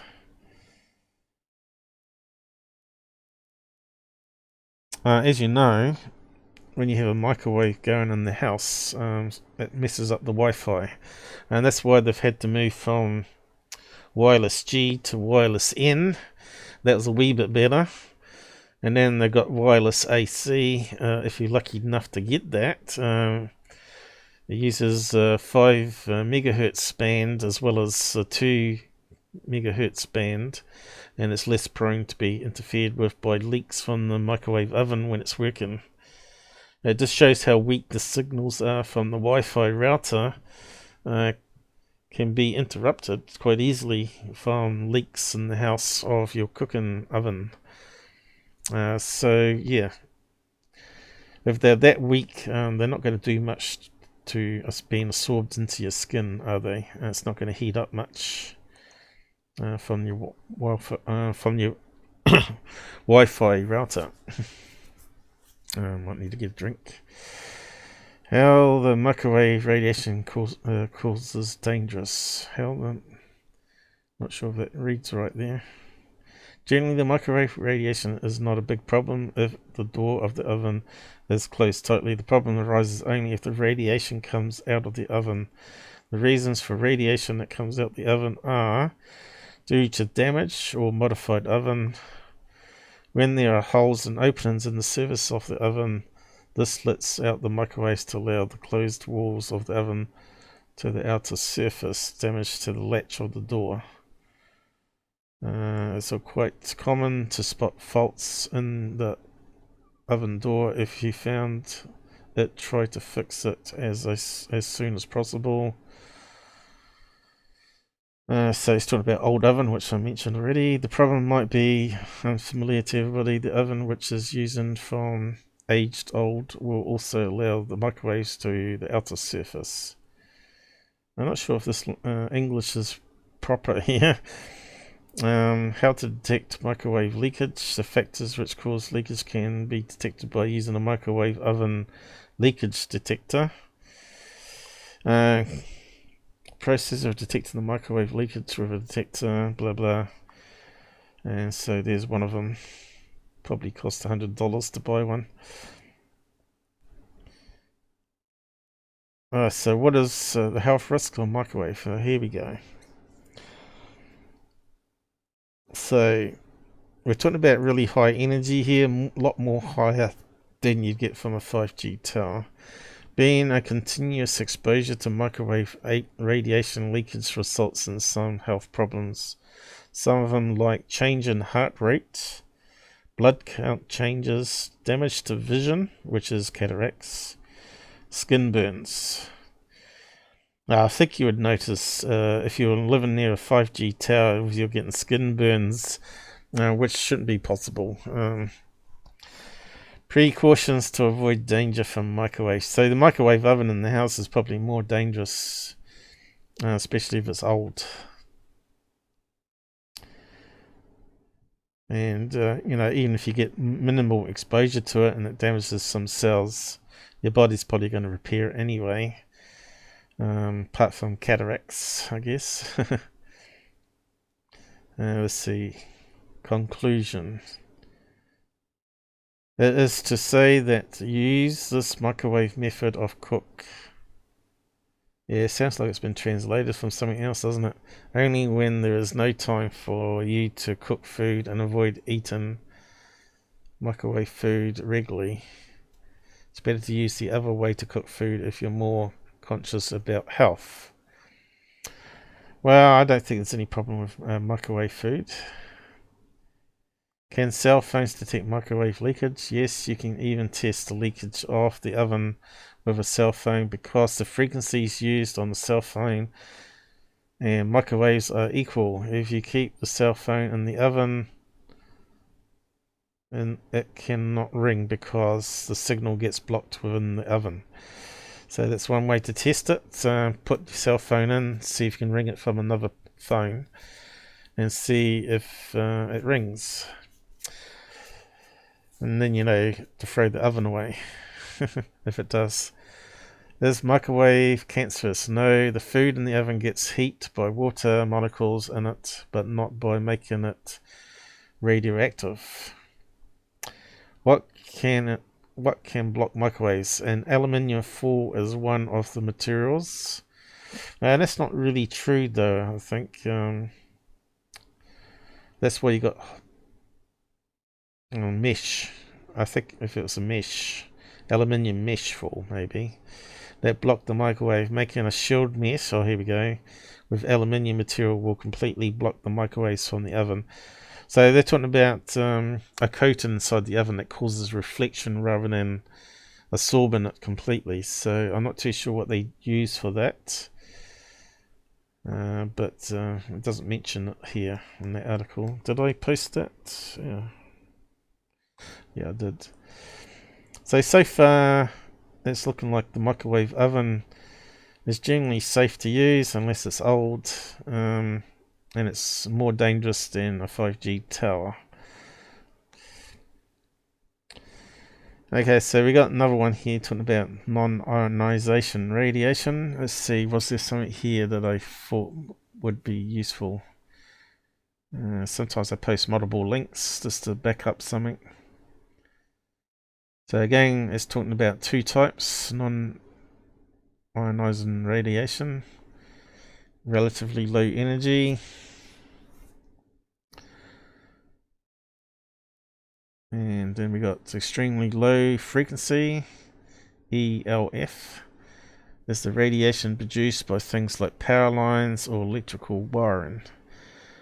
There are health concerns associated with magnetic field exposure near power lines, and this issue is very controversial. Obviously, ELF radiation surrounds us every day, but hazardous exposure depends on the strength of the ELF at the source as well as the distance and duration of exposure.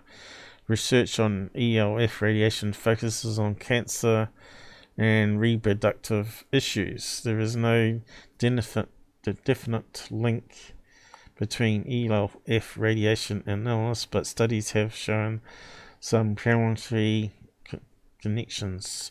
So I've actually looked up more information on power lines, overhead power lines. I know some houses are built near them or under them. Not a good idea, because you got something that's there 24 hours a day, emitting electromagnetic field, right? But apparently it causes attraction of radioactive elements in the air, and that gradually builds up and you end up breathing it, and that's where it causes a health risk. Not so much the magnetic field itself, but the other factors involved.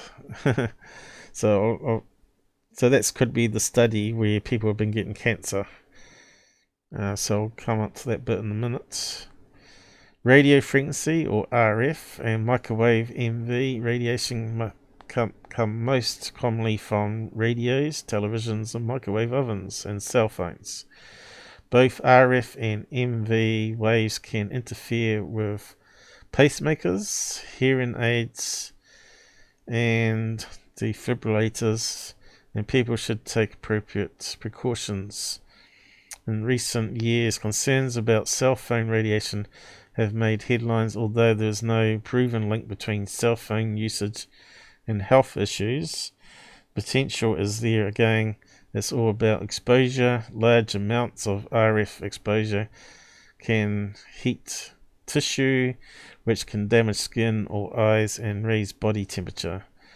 Some experts recommend using a headset or hands-free device if you use your cell phone frequently and for long periods.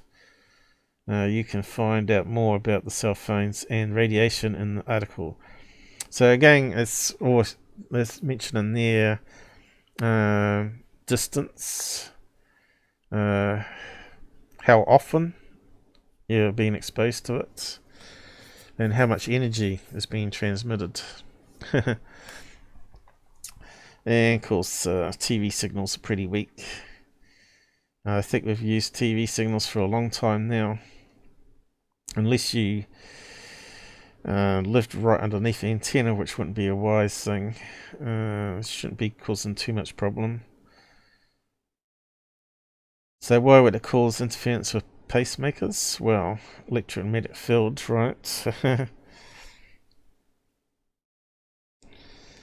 And of course the pacemaker has a little electric pump in it, doesn't it? What was the other things they mentioned there? Hearing aids, obviously, it's a little speaker core, so it's going to cause bzzz type sound. Electromagnetic magnetic wave is how it works. It puts current through it and creates a attraction to the south pole, and it moves a membrane, and the membrane causes air to be pumped from a speaker and form sound.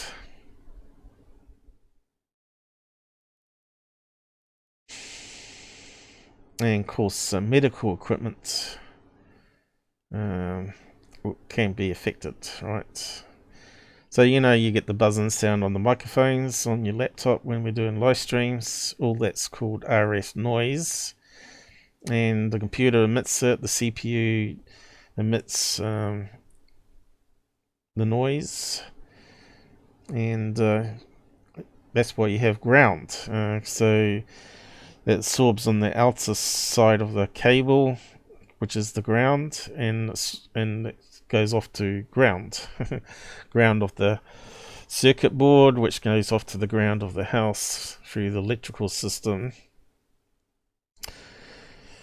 So the noise doesn't actually get to the main core inside where the voice data is being transmitted.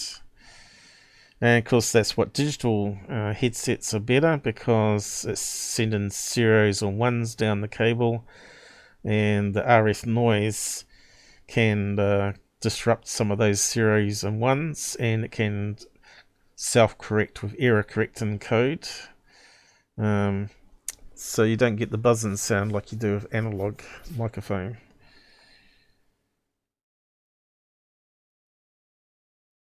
Our skin and eyes absorb infrared radiation as heat. Overexposure to IR can result in burns and pain, as you know from standing outside in the sun too long,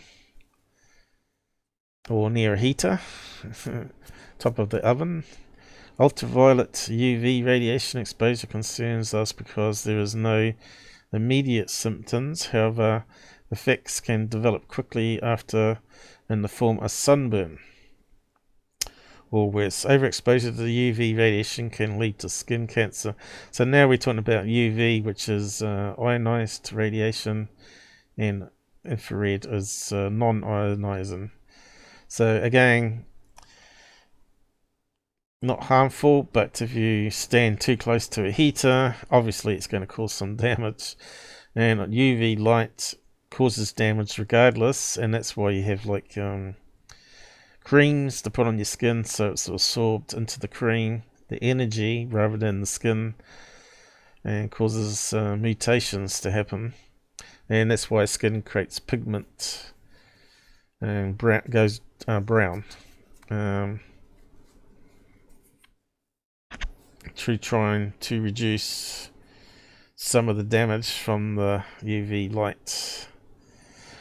But apparently we need light to create vitamin D in our skin, which we need for keeping health and fit. So it's, again, wee bit's good, too much is bad. Same with radiation, normal radiation, background radiation. They found that if we live with a higher background radiation than other locations, that your immune system's more active and you're less likely to get cancer because it's mopping up the damage from the radiation. They found people living in Arizona and various locations in America where they got a lot of radioactive rock materials, have a slightly higher background radiation than other parts of America, and they have found that there's actually less tumors than the other parts of America. I think I've covered that before in one of my early lives. Some interesting research there. So yeah, radiation is not necessarily a bad thing. It sort of helps our body keep it tuned, so to speak.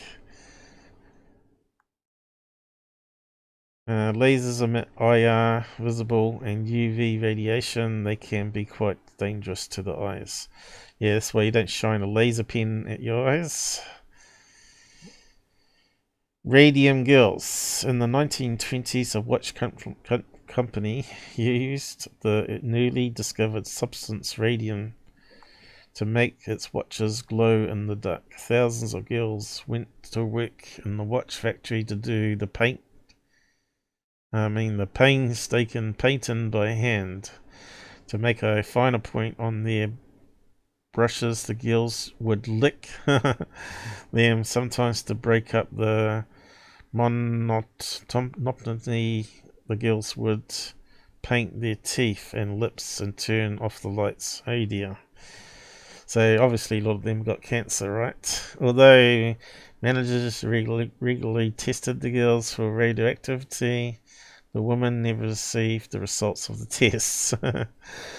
In 1938, a worker named Catherine Donahue finally sued the company for the results of her tests. She won a settlement of several $1,000s, but died the same year. Damn. Many others died over the years. A link was never proven. The company never took responsibility. Typical American company, huh? You ever seen that movie with what's it called now? What was the movie? The lady in Pretty Lady. What's her name? Is it Erin Brockovich? Great movie if you've never seen it. I'm not sure how you spell it. Brockovich. Oh, that could be it there.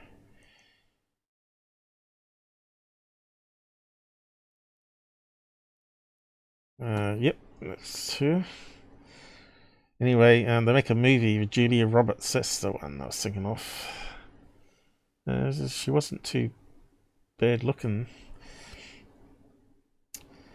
But yeah, great movie. Go and check it out. It's similar to those Radium Girls, where they proved that a company were covering up pollution to the water supply of the town.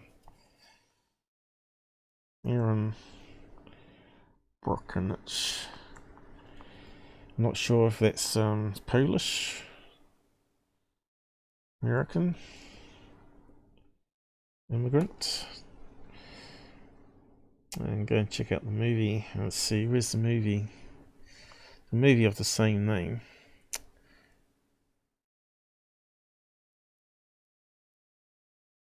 Movies. Anyway, you can go and check it up. So yeah, I don't think there was much more on this particular page that was useful.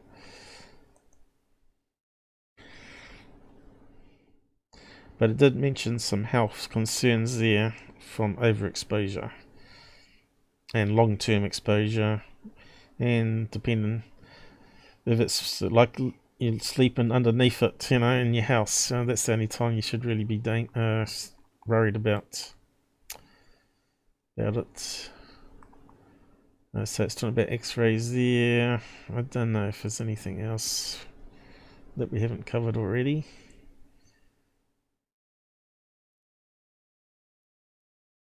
Atomic bomb. So it's got some technical stuff here at the end.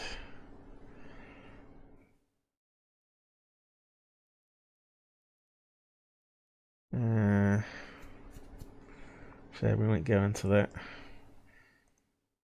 What's the next one on?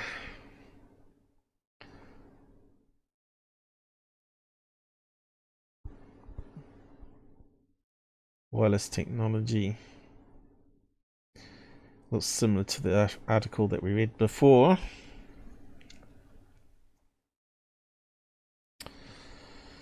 Electric devices send information through the air.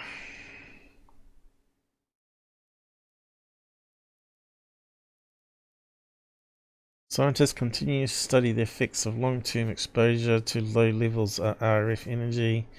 If you're concerned, you can take these simple steps to reduce your exposure to RF energy. Limit use. Yep. So don't sleep with your phone underneath your pillow. That's the most stupid thing you could ever do. Because the phone, when it rings and when you're talking, and of course if you're further away from the towers, it boosts up the reception on the phone, which makes it more dangerous. And of course if you're sleeping it right next to your ear and your eyes, it's going to possibly do some damage to your eyes. And also the phone batteries, as you know, can sometimes get old and deform and short and explode into a burst of flames that you can't stop, pretty much. So yeah, they're very dangerous. Really, the batteries are more dangerous, I think. The lithium-ion batteries. So they are looking at new technologies to replace the lithium-ion battery design. They've actually got better designs out there where you can stab it with knives and screwdrivers and it won't catch on fire. There was a great documentary about lithium-ion batteries on what's that?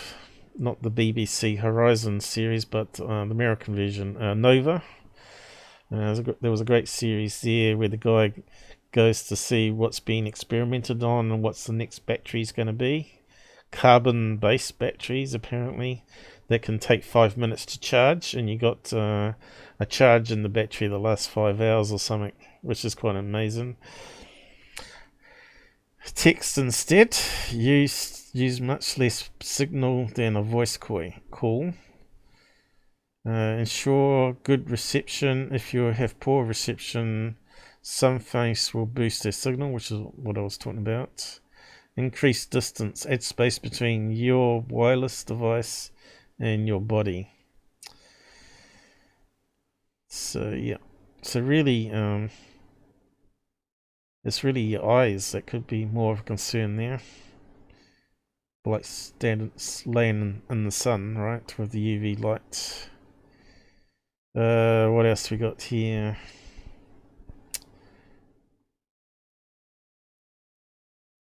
Anything else I need to add? I think that's it. Wasn't much on that page. We did skim past a lot of bits. I don't think there's anything else there.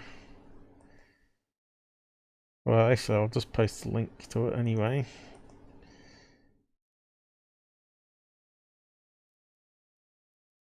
So it's got the safety measures if you're worried.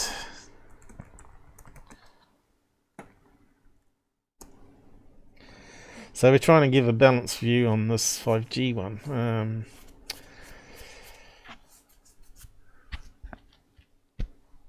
I think there was obviously a limit to the closeness of working on. See, you got servicemen that obviously work on the towers. I'm not too sure if they turn them off, which sort of disrupt the flow of cell phone use, wouldn't it? So there'd be a lot of complaints. So I suspect that when they work on it, they've probably got a time limit that they can be there working on it, like 30 minutes. To install something in and out, protective clothing, stuff like that. So, yeah, that's why it's fenced off. You don't want to have animals right underneath the cell towers, I guess, for long periods of time, hours. So, of course, as I said, problems with eyes. Here's a good chart here. So this talks about free radicals. So this is the other part of why they say 5G is dangerous. And of course I had a look at this information here. So this chart's really good. Formation of free radicals. So we have to find out what a free radical is. Sounds like an extremist.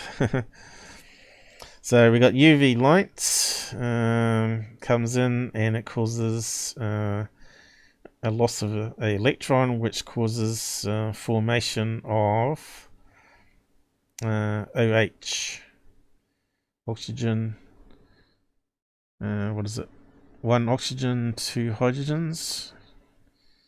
So it's not actually H2O, but it creates a ionized version of water. And OH. And what do we else we got here? Smoking, cigarettes, of course. Creates OH.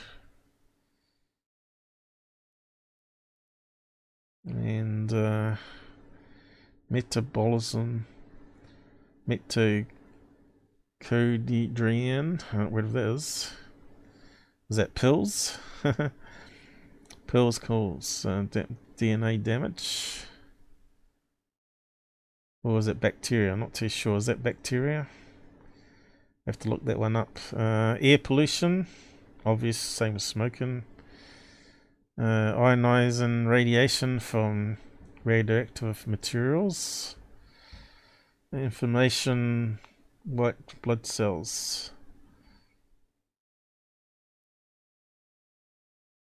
Causes damage to DNA. I'm not sure what it means there. But anyway, free radicals form because of many things in modern life, including UV light, pollution, smoking. The other day I bought an expensive serum that promised to miraculously it's a bit blurry here. I'll just get it to read it out, see what it says. Or have a drink. The other day, I bought an expensive serum that promised to miraculously take years off my face by fighting free radicals. Was I entirely sure what these sinister-sounding enemies were and why I needed to invest in a product to fight them? No.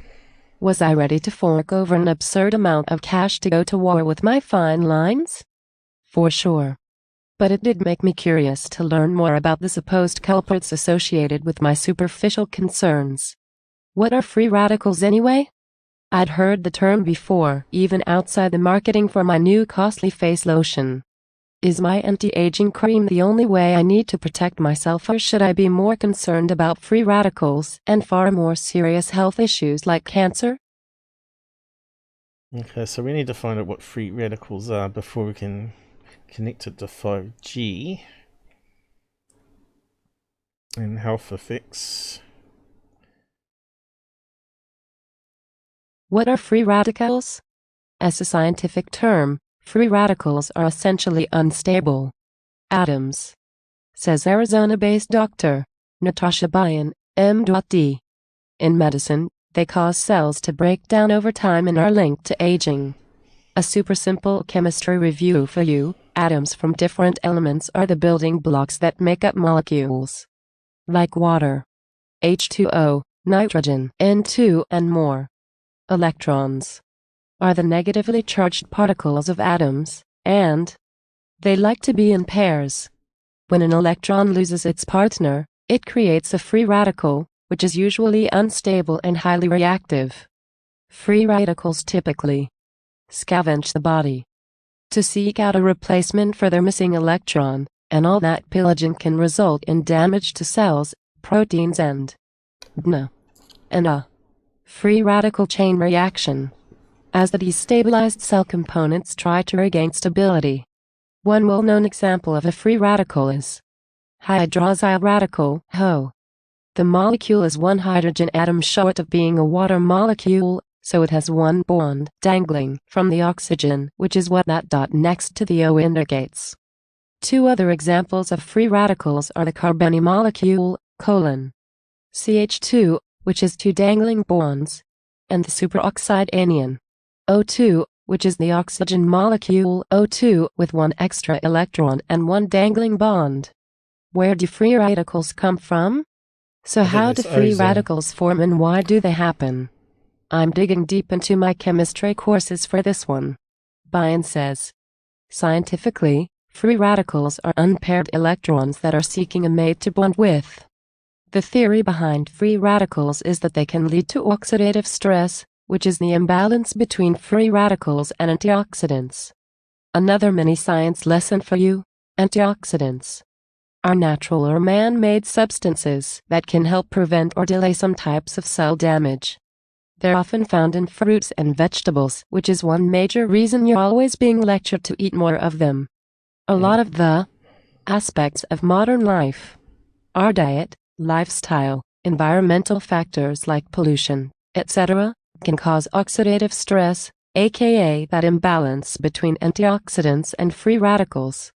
Over time, oxidative stress weakens cells and tissues, and can leave you more vulnerable to certain health issues, including Alzheimer's disease, Parkinson's disease, cancer, diabetes, and more.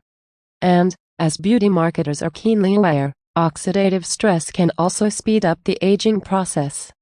Theoretically, oxidative stress can damage our cells, which leads to things like changes to the skin, Bayan says.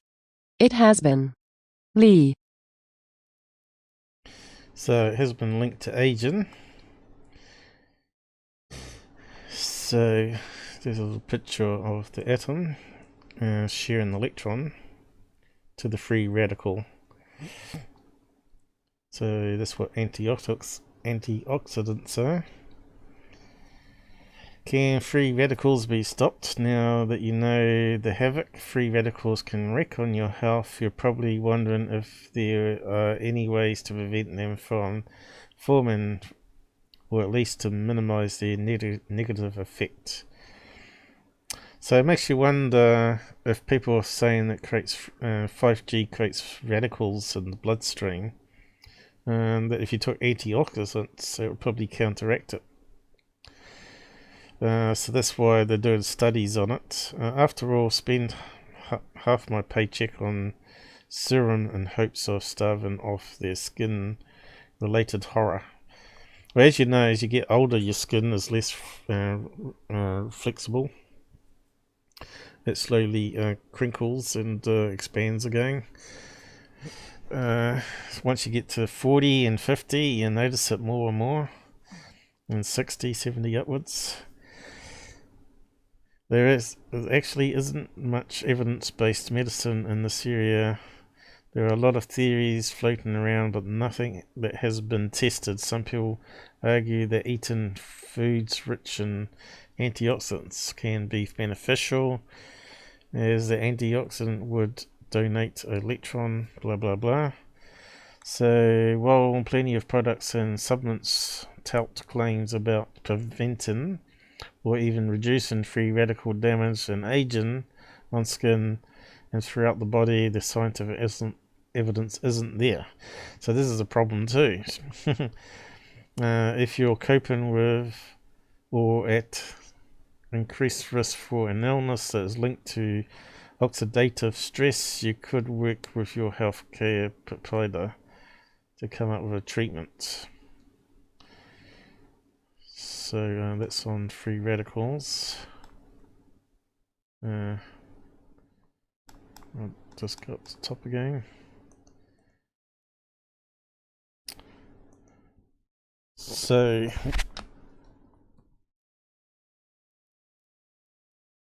how does it play in with microwaves? So on to the next bit.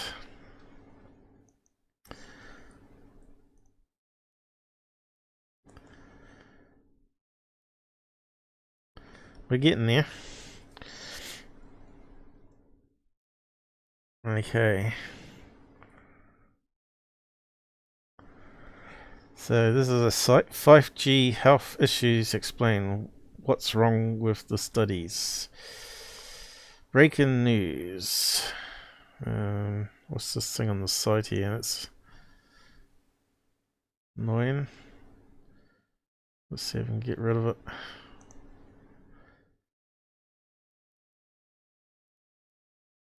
That's easier. Yeah, so let's read this. This one's got a lot of scientific information.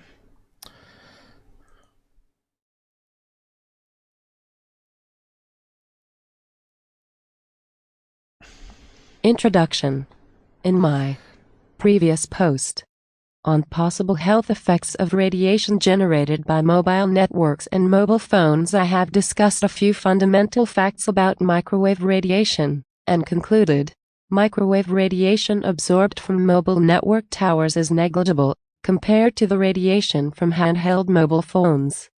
Microwave radiation levels of mobile phones have gone down since the start of digital mobile communication in the early 1990s by a factor of at least 10. The higher the density of base station transmitters in an area, the lower the total amount of microwave radiation emitted by the phones. This is due to the tight power control on the mobile phones exercised by base stations. An everyday experience of all of us. The better you hear your conversation partner, the lower your voice volume. I have concluded the blog post with the observation that none of the negative health effects of mobile phone radiation predicted by fearmongers and alarmists since more than 20 years have been observed. Despite the partly obsessive use of mobile phones, mainly by young people since the early 2000s. Still, there are claims that certain studies have provided clear indications that mobile phones are causing cancer. In this article, I would like to get a little bit deeper into the possible effects of microwave radiation on substances, and on living tissues in particular. Yeah, so I got another article on that, some experiments I did. So, as the technology improves, they produce less harmful radiation from Samsung.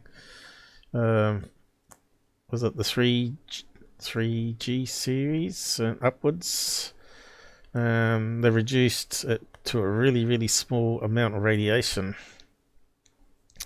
So that obviously makes the batteries last longer as well, doesn't it? So there's reasons why they keep improving the technology, not just for health concerns, but also to make the technology last longer.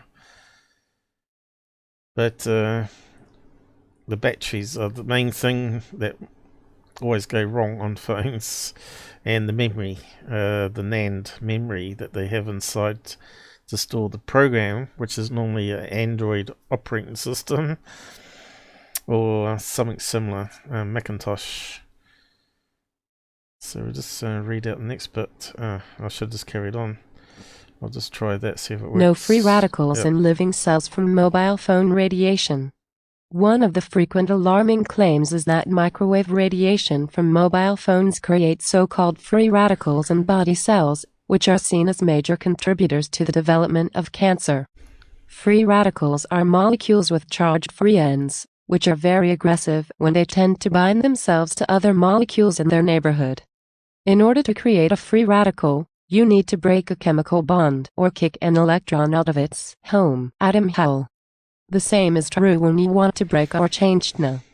Let us have a quick look at electromagnetic radiation to understand if that could happen as a consequence of microwave radiation. Since over 200 years, electromagnetic radiation, represented by visible light as the most visible section of the spectrum, has been interpreted as a wave, Huygens, and as a stream of particles, Newton, at the same time.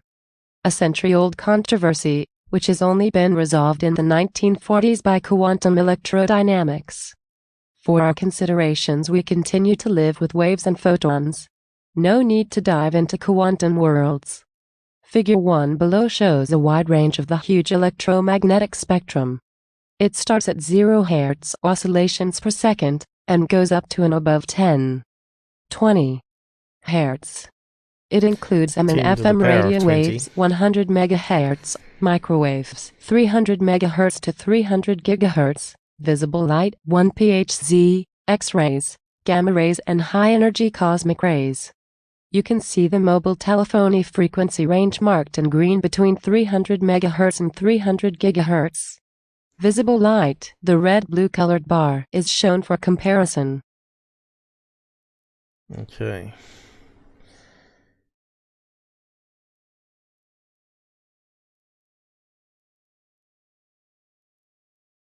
So infrared, you can see it's way down here. Infrared and ultraviolet is in the terahertz range, and mobile phone is in the gigahertz range, and AM radio, TV, and all that's at megahertz. So we've seen that chart before. So it's got some other information here though. They're calling it, is it the wavelength? 10 meters? 1 meter, 10 centimeters. So it gets smaller and smaller. Alright, so we're seeing it on the chart with the wave going big here and smaller as it getting up here. So we need to read out the next bit. So this is where the charts come in.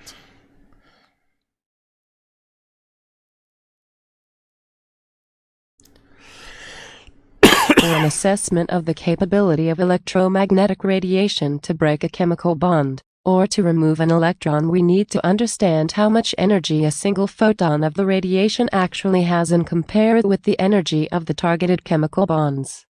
It is always a single photon that breaks a bond or kicks an electron out of its orbit.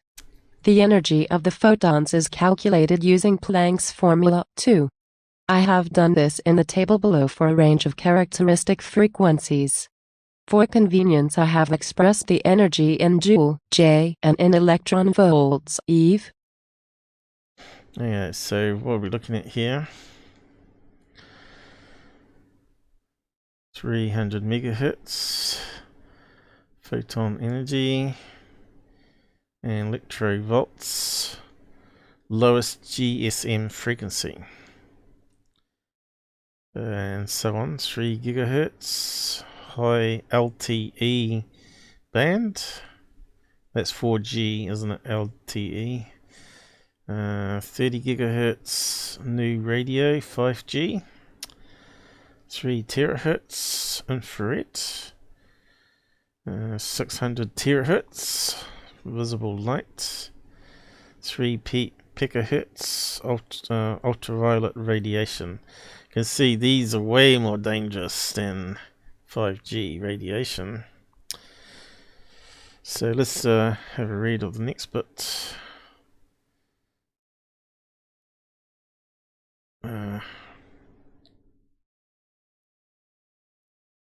I thought they would have fixed that by now.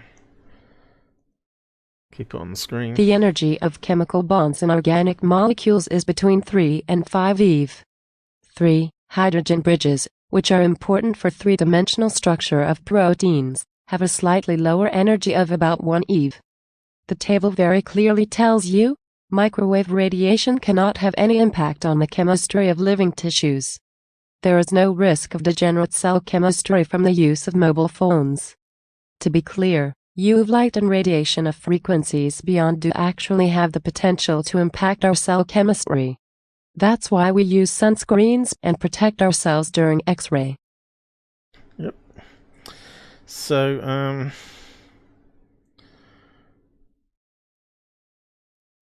he talks about it more here.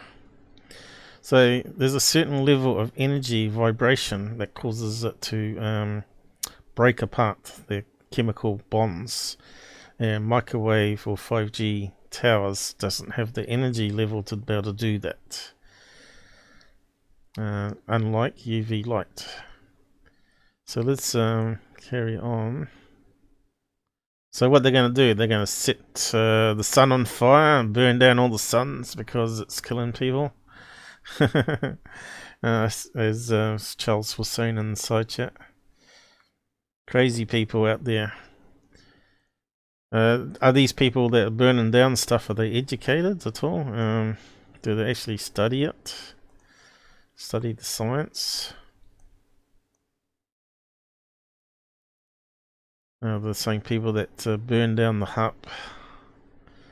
This thing is annoying me. Where's the thing disappeared to? I'll just use that, see if it works. Heating effects and SAR values explained. What else can happen? After all, part of the radiation is absorbed by materials, including the phone owner's tissues. Absorbing energy usually results in a heating effect. Heating through microwave is well known from microwave ovens. Water is particularly receptive to microwave radiation. H2O water molecules show an internal polarity, which makes them each receive little quantities of the wave energy. As a consequence, the molecule starts moving faster, which is exactly what we sense and feel as heat. There is an abundant amount of water in your body tissue.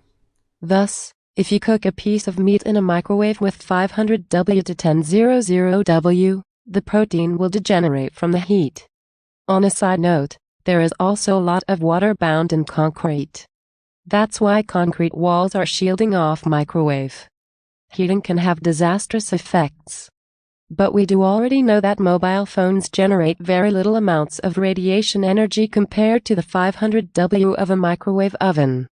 For LTE smartphones, the maximum allowed by the standards and by national regulations is 200 MW, and this threshold will be valid for 5 grams, too. The typical transmission energy of a phone is much lower though, in particular when the phone is close to a base station. Technically, it is still possible that due to bad construction the phone antenna focuses part of its radiation energy on a tiny part of the user's head. That is the reason for having the SAR thresholds. SAR stands for Specific Absorption Rate, and it measured in watts per kilogram. The allowed SAR is 1.6 and the S. Measured SAR values for modern smartphones are as low as 0.6.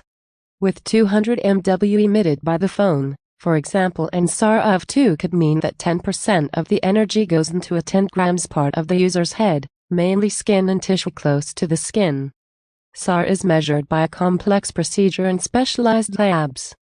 They are using models of human skulls, containing little cells filled with liquids, and are looking for the most heated parts. Making a long story short, you can calculate what the effect of a half-hour phone conversation with an SAR of 2 means for the impacted human tissue. Even if the tissue is not cooled by heat diffusion and heat transport through blood and body liquids, the maximum effect would be about 0.8 degree. And realistically we will end up in the range of 0.1, 0.3 degrees. If we consider that as something dangerous, we should hide from sunshine, avoid hot bathtubs, and refrain from any sports. Some readers may remember that their ear or head skin was feeling hot after a long phone conversation.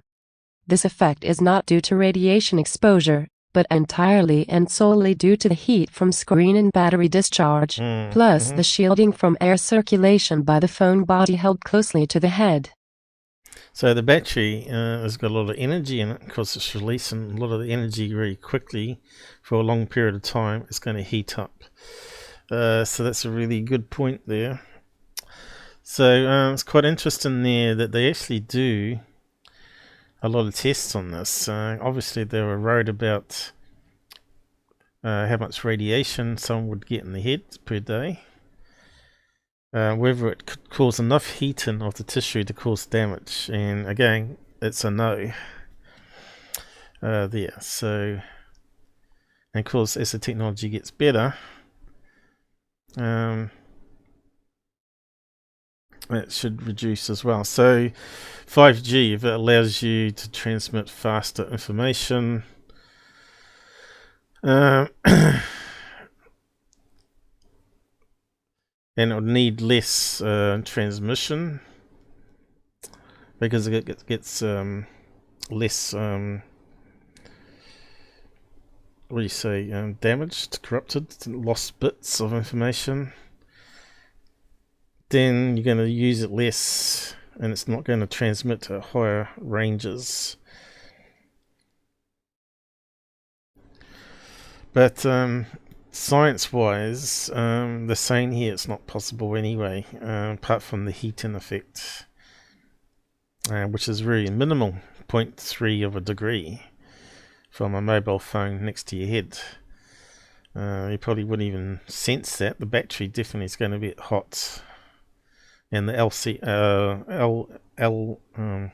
light emitting diodes, the liquid display on the phones, is where a lot of the heat is generated because it's light. So this is actually quite a good study here. He has summed up. What is wrong with all these studies? The topic of health and electromagnetic radiation and mobile microwave in particular certainly belongs to the most studied items in medical research. I said most studied, and deliberately not meant best studied. Out of the well over 20,000 known studies of the topic, very few deserve the recognition as serious scientific work. That's right, Many have been conducted ad hoc, using awkward study design and misusing statistical formulas. And most of the lead studies, which are cited by mobile phone opponents, are at least 20 years old, but still being merged into the current discussion. There are many different claims of health adverse effects. To keep this post at a manageable length, I want to focus on the two most dramatic claims. Short distance to cell phone towers increases cancer risk. Using a mobile phone increases the risk of contracting cancer, in particular brain cancer. There is simply no substance behind those claims. All the studies I have seen or read about so far share a number of critical flaws, which can be summarized under bad study design. That view is also shared by the vast majority of serious professional and scientific associations. No random selection of participants has taken place. In some cases, the study groups even consisted of volunteers, the big no-no of all statistics textbooks. Samples are mostly really small, often because many of these studies are carried out ad hoc and locally. Other major factors were usually completely ignored. In case of cancer, the number one driver is known to be participant age.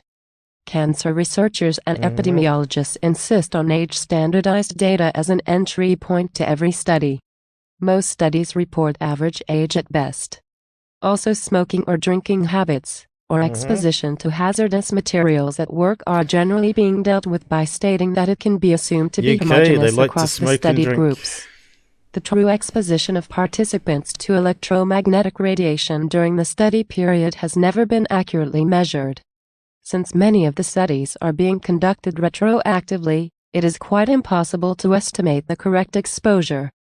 The investigation would have to include other electromagnetic fields, such as from radio and TV towers, similar strength than mobile phone towers, digital cordless phones, and own use of mobile phones. It would have to consider building materials, concrete, brick, wood, which shield off electromagnetic waves differently. Most people stay inside most of the time. So, she's definitely picking up all the faults of the various tests over the years. It's like when they test it on animals, they don't stick them in a Faraday cage, right? And the animals they use are not humans. So I've got an example of a recent test in 2017, and they claim that it does cause damage, and I'll go over the flaws of it, which makes it less believable once you look at the flaws in a experiment to see if something is dangerous or not. For example, the well-known and frequently cited NAILA study, conducted in a small German town in 2004, covered the period 1994 to 2004. The data were retroactively collected from the files of 5 local physicians. From a total of 34 incidents of cancer during the 10-year study period, that is a real small sample. If there ever was one, the authors concluded a risk increased by a factor of 2.3 between people who lived inside a radius of 400 meters from the mobile phone tower and those outside. On average, the incidence rate was on German average. In particular, it was much lower than German average on the outside of the 400 meters zone, a fact that was ignored. The most obvious explanation would be that not all cases were recorded.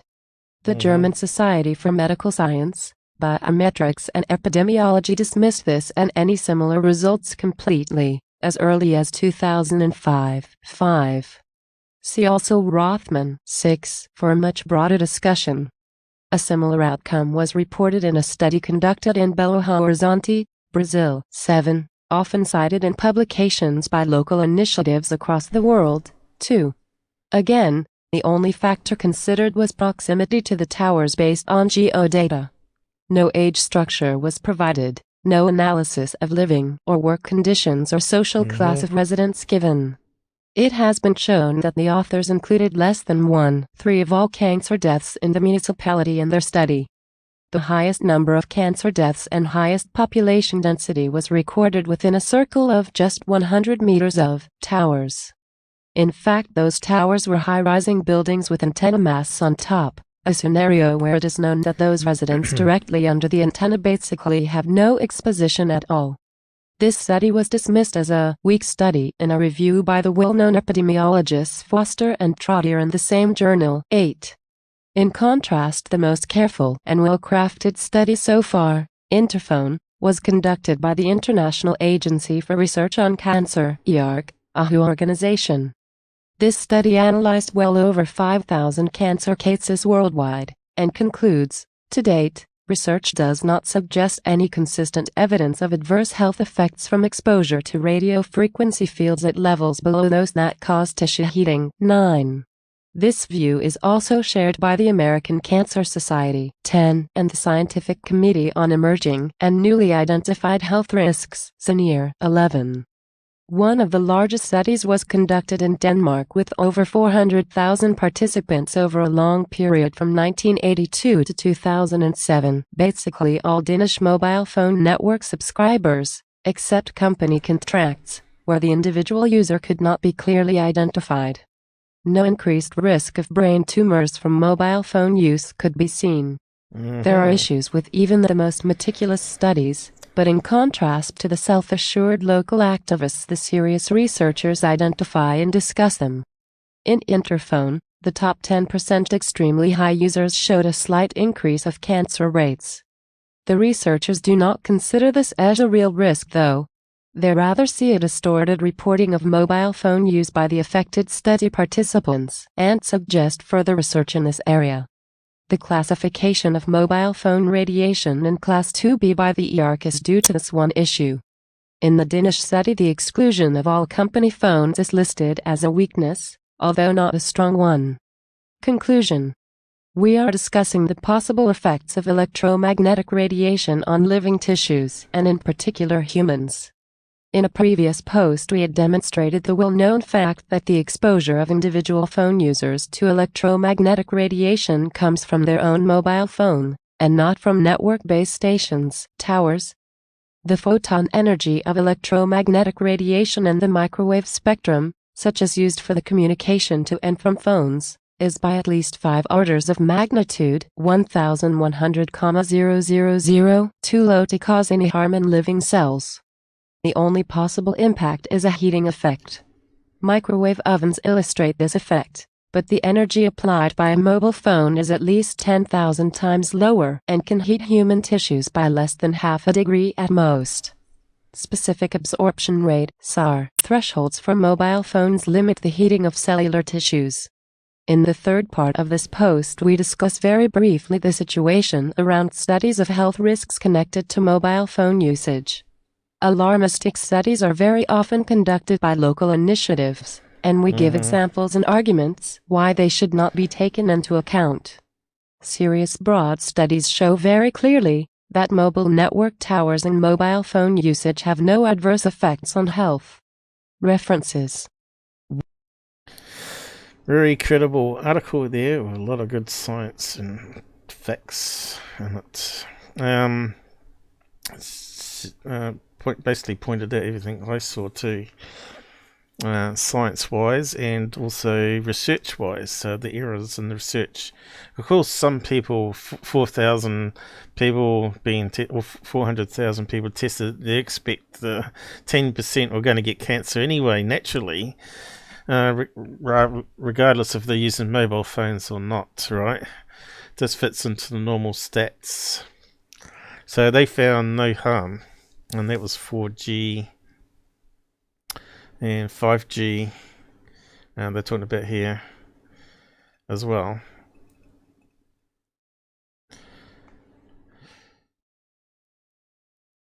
Which is using the same microwave. So I think it uses multiple bands as well, doesn't it, for transmitting data back and forth. But I haven't actually looked into that side of it. I don't think it's relevant because we're just looking at the health effects. So that article there is a really good article, I find. So the conclusion, I don't think we got more to worry about with the SARS virus than we have 5G, that's for sure. In fact, maybe 5G and mobile phones will heat up the surface of the skin where the virus is and cause it to be cooked. But 0.5 of a degree, I don't think it's going to do much. Conclusion. You need ionized radiation. We know that UV light, if you've got UV torch, if you shine it at the skin, it's going to kill bacteria on your skin, including viruses, and they use it for disinfecting water. Our main supply in the city here actually has a UV system where the water is pumped up from underground well and passes through like a black light system through a certain distance, which is enough to kill any bacteria or bad stuff in the water, and then it's pumped to the houses without using the chemicals of chlorine and all that sort of stuff, chloride or whatever it is they use. What chemicals used in water treatment? What is it? Chlorine dioxide. Not heard of that one. Sodium ash or sodium bicarbonate. Algicide. I suppose that's like algae, is it? So yeah. So mostly chlorine dioxide, clearing serves removal. But you also got UV light water treatment. You can get portable ones too. So if you're a prepper, you can get them from AliExpress. And basically you get the drink bottles that have a black light in it, and you push a button on it. So you could fill up your thing from a stream, turn the black light on, and it will kill, hopefully, the bacteria, as long as it's not dirty water. You probably want to filter it. So yeah, you've seen these survival shows on TV where they fill up plastic bottles found on the beach, and they just leave it in the sun for a few days, and the light from the sun pass through the plastic and it will sterilize the water and make it safe to drink without having to use fire, which is kind of clever. So you can see it's UV light passing through things here. So that's they're not using microwave to boil the water or anything like that. They just they have to have ionizing, because microwave, we just found out, is non-ionizing. Certainly heating the water is not as effective as UV light passing through water to kill the bacteria. For boiling water, you're going to have to pass a lot more energy in microwave level to boil the water, and you have to boil it for a certain period before you can kill everything in it, because as you know, a lot of organisms, bacteria, can actually survive even extreme temperatures, which they're found now in the sea as well. But yeah, UV light kills them pretty quick after 15 minutes in UV light. So yeah, we just closed that one down. That was a really good article though. So I found this one here of a study, just to wrap up the 5G stuff, hopefully once and for all. It's safe. It really is safe. And house Wi-Fi hotspots and all that. And it's only going to get better with less outputs, more sensitive antennas and all that sort of stuff. You're more likely to get more harm from your battery. So just read out the study here, 2017. Let's see how well I read. I don't know. It's only a little paragraph. And then we'll look at the problems of it. This is a recent microwave experiment. radiation, 2.45 gigahertz, induced oxidative stress, whole body exposure effect on histopathology of Wistar rats. Chow and P. 1, Verma H.N. 1, Cicidia R. 2, Kesara KK. 1, 3. Author information. 1. A Department of Engineering and Technology, Jaipur National University, Jaipur, India. 2. B. Department of Zoology, University of Rajasthan, Jaipur, India. 3. C. Department of Environmental Sciences, University of Eastern Finland, Kuopio, Finland. Abstract. Man-made microwave and radio frequency (RF) radiation technologies have been steadily increasing with the growing demand of electronic appliances such as microwave oven and cell phones. These appliances affect biological systems by increasing free radicals, thus leading to oxidative damage. The aim of this study was to explore the effect of 2.45 GHz microwave radiation on histology and the level of lipid peroxide (LiPo) in Wistar rats. 60-day-old male Wistar rats with 180 ± 10 grams body weight were used for this study. Animals were divided into two groups: sham exposed, control, and microwave exposed. These animals were exposed for 2H a day for 35D to 2.45 GHz microwave radiation, power density 0.2 MW centimeters. 2. The whole body specific absorption rate (SAR) was estimated to be 0.14 watts kilograms. After completion of the exposure period, rats were sacrificed, and brain, liver, kidney, testis and spleen were stored preserved for determination of LiPo and histological parameters. Significantly high level of LiPo was observed in the liver, P adult, 0.001, brain, P adult, 0.004, and spleen, P adult, 0.006 in samples from rats exposed to microwave radiation. Also, histological changes were observed in the brain, liver, testis, kidney and spleen after whole-body microwave exposure, compared to the control group.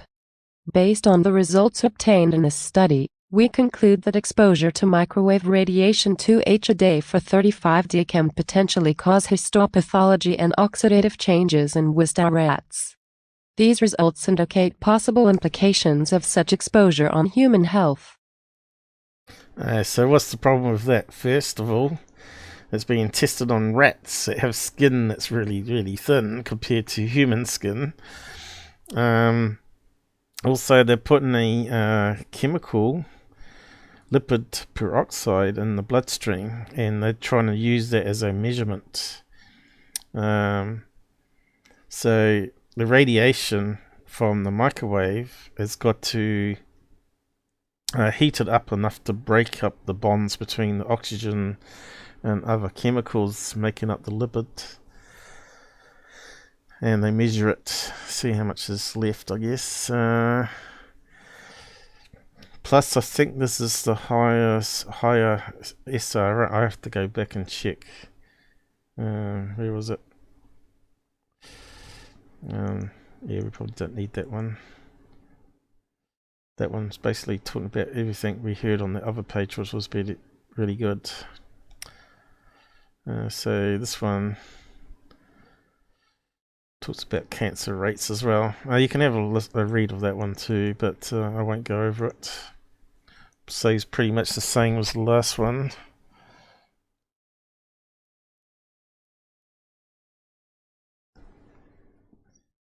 You gotta look at multiple things. If you get multiple scientists say the same thing, I think it sort of concludes that they're telling the truth. So here, the rats. So what is one of these rats? So laboratory rat. Where's some less gory pictures? Here it is. The Wistar rat. It's like a albino, red-eyed, white mouse. Outbred albino rat, bred with development at the Wistar Institute in 1906 for use in biological and medical research, and is notably the first rat developed to serve as a modern organism at the time when laboratories probably used the common house mice. More than half of all laboratory rat strains are descended from the original colony established by physiologist Henry Donaldson, blah blah blah. The Wistar rat is currently one of the most popular rats used for laboratory research. So you don't want to be one of those in reincarnation, do you? So that's one of the rats they're using, and you can see here they're using that to compare it to how it's going to affect humans. And of course, we're not even closely related. Not in the skin thickness and the eyes and all that. So really, they should have been testing maybe pigs that have thicker skin that's very much like ours.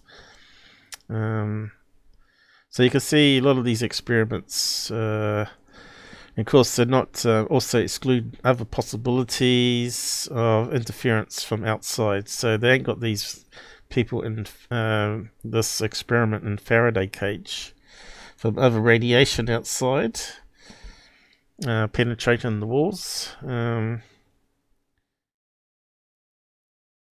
and the food itself, radiation in the food creating free radicals, DNA damage. So there's lots of things you got to exclude. So you can see there's problems with experiments like this. And it's said here, possible implications of exposure on human health. So it's very minimal, you know. It's not saying it's lethal or anything like that. So 2 hours a day for 35 days straight. potentially cause oxidative changes in rats. It's not the same. And of course, it's reacting on chemical in the blood, not the not your normal makeup of your blood, you know, and food that you eat, and sugars. So even if it created a few radicals in the rats here, how serious is it, right? So I think it's a non thing, but I think that was quite high, the SR thing. I'd have to go back to the other link as well. So yeah, studies like that don't really help too much. But that's the only one I could find. There's probably more out there, sort of has similar results using animals. Okay, so talking about power lines, pylon cancer as they call it. Report boosts parents battle. So they actually did a study here which found radioactive gas. So I'll just read out some of this. Parents who blame high-voltage power cables for leukemia and brain tumors in their children receive a boost to their claims for compensation today with the first explanation of how electromagnetic fields may trigger cancer. Scientists at Bristol University have evidence that overhead power lines can attract and concentrate radioactive particles formed from radon, a naturally occurring radioactive gas and known carcinogen. Add. So there you go. Come on. Seems to have some invisible text there, I think.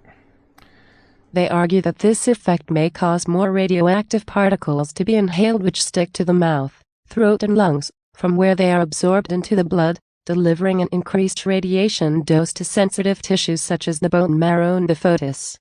The research published today in the International Journal of Radiation Biology is the foundation for the first, plausible, explanation of a biological mechanism by which electromagnetic fields (EMFs) generated by overhead power lines could influence the development of cancer.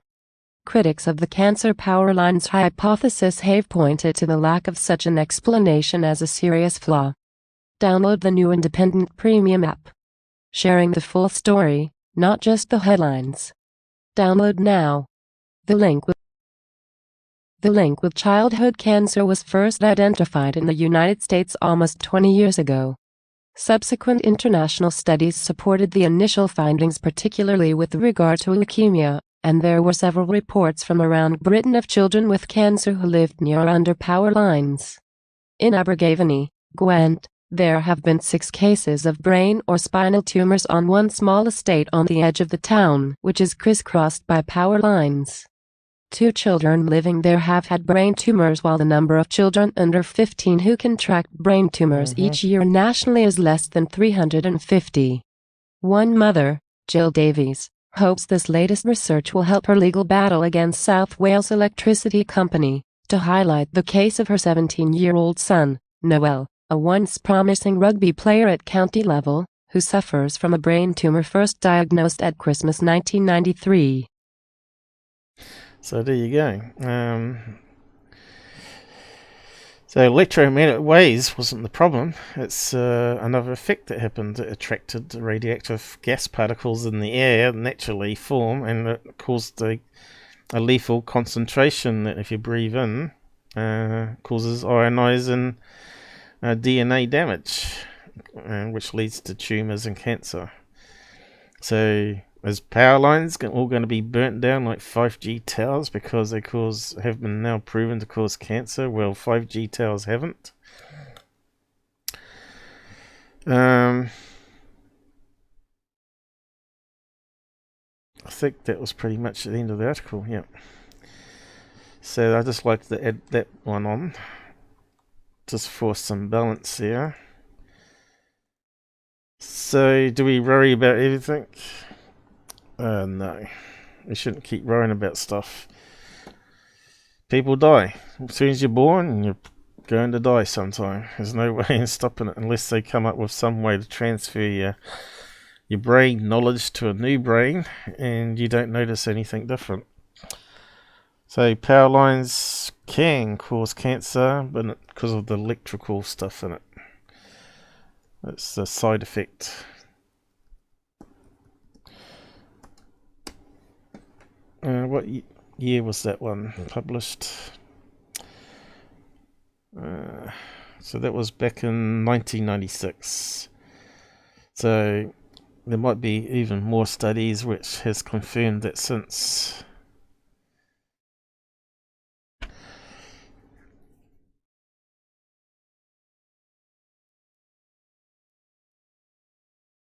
So I don't think they allow you to build around electrical pylons anymore since then, because I know my cousin's parents, they had a power line that sort of run right over top of their house.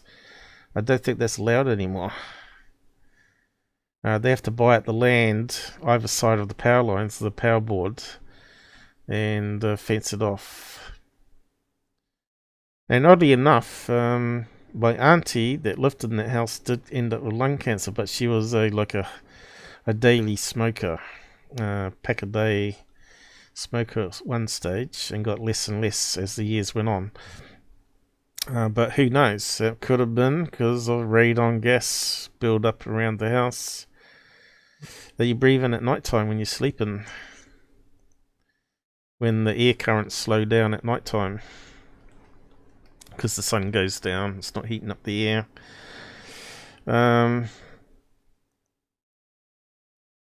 So what can we say at the end of all that?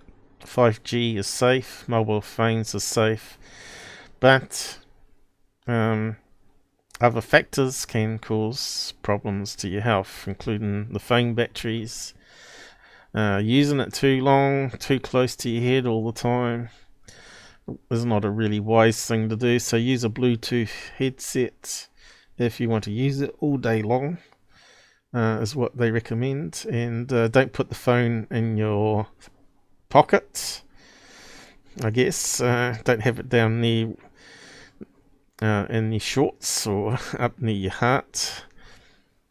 So yeah, where you put the phone, I don't know.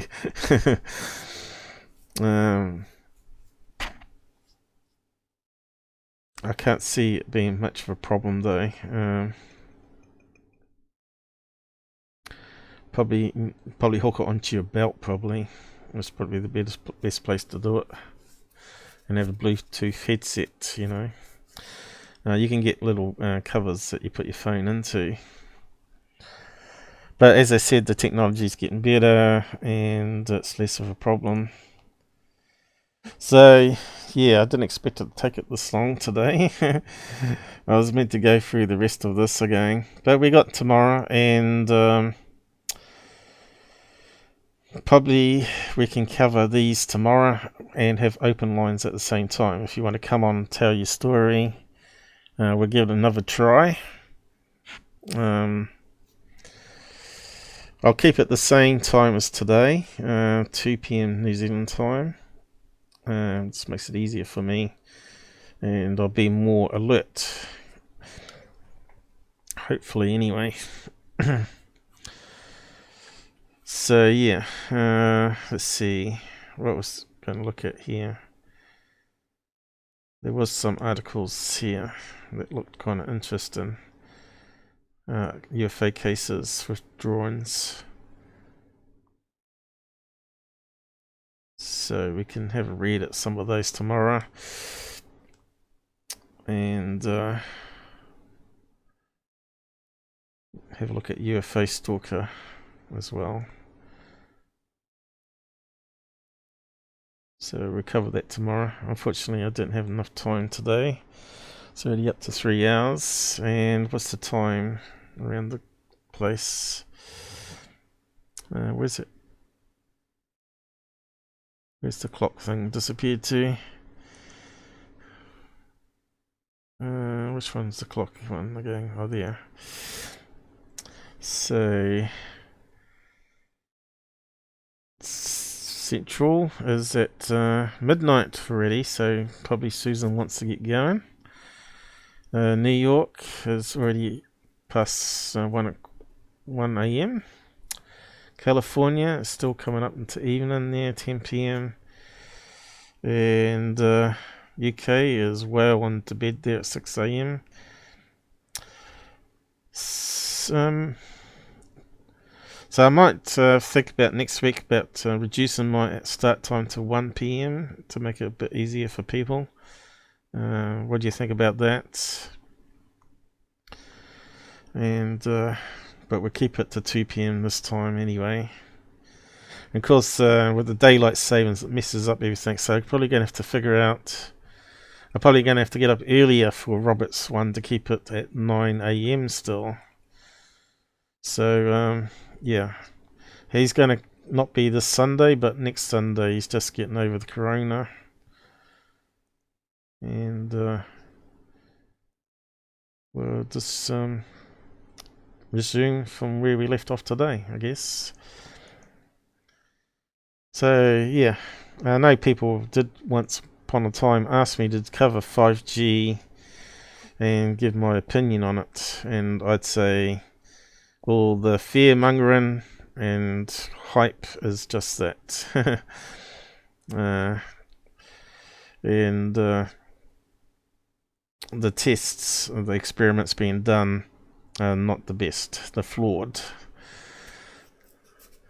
And there's also always going to be free radicals in your body produced by other means, other factors, other radiation passing through your body all the time from outside the system. So yeah, just live life, guys. Don't worry about too much about a virus killing you. I know it's killing a few people. And what is the stats on that, by the way? It was quite a lot of people getting infected quick now, especially in America. Once it's if people don't lock down like they do in New Zealand, it's going to keep spreading. I'd say stay at home and order your shopping online, and don't touch the bags for 10 minutes. If they're out in the sunshine, the UV light will kill the bacteria on the outside. And wear a mask, even though it's false protection. They know that it's on your face, and you know not that you'll, as you put your hand up and touch the face mask, you realise then, oh, I would have touched my face. So it gives you some protection, doesn't it? It gives you some reminder not to touch the face until you wash your hands after collecting, picking up shopping bags and bringing it into the house and stuff like that. So far, it's not spreading too much in New Zealand. They've got it pretty much under control. It's about 100 cases a day, and most of that's returning people from overseas. I think there's 10 cases in my city now, today. I'm not sure how that's happened. Maybe overseas people. So I'll just close that down there. And I'll just put the end credits on and say good night to you. And I look forward to what you say in the comments. There's always going to be naysayers out there, right? So good night, everybody, and I'll catch you again tomorrow, hopefully. How's it going?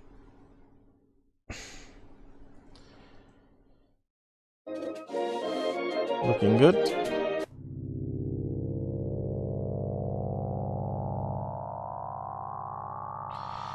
I like my tool, it makes it so much easier.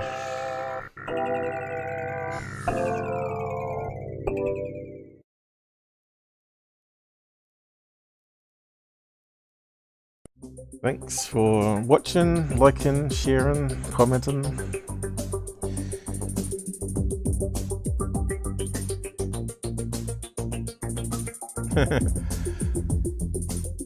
Good. Good night, Susan. I'll catch you on Discord anyway.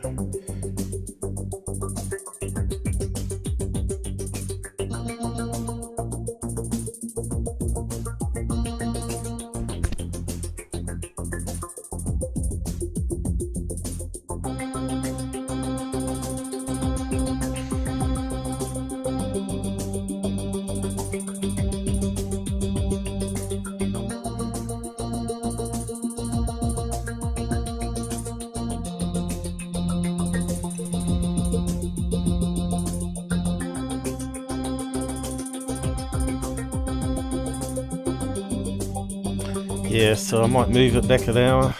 I'll catch you next weekend on that though.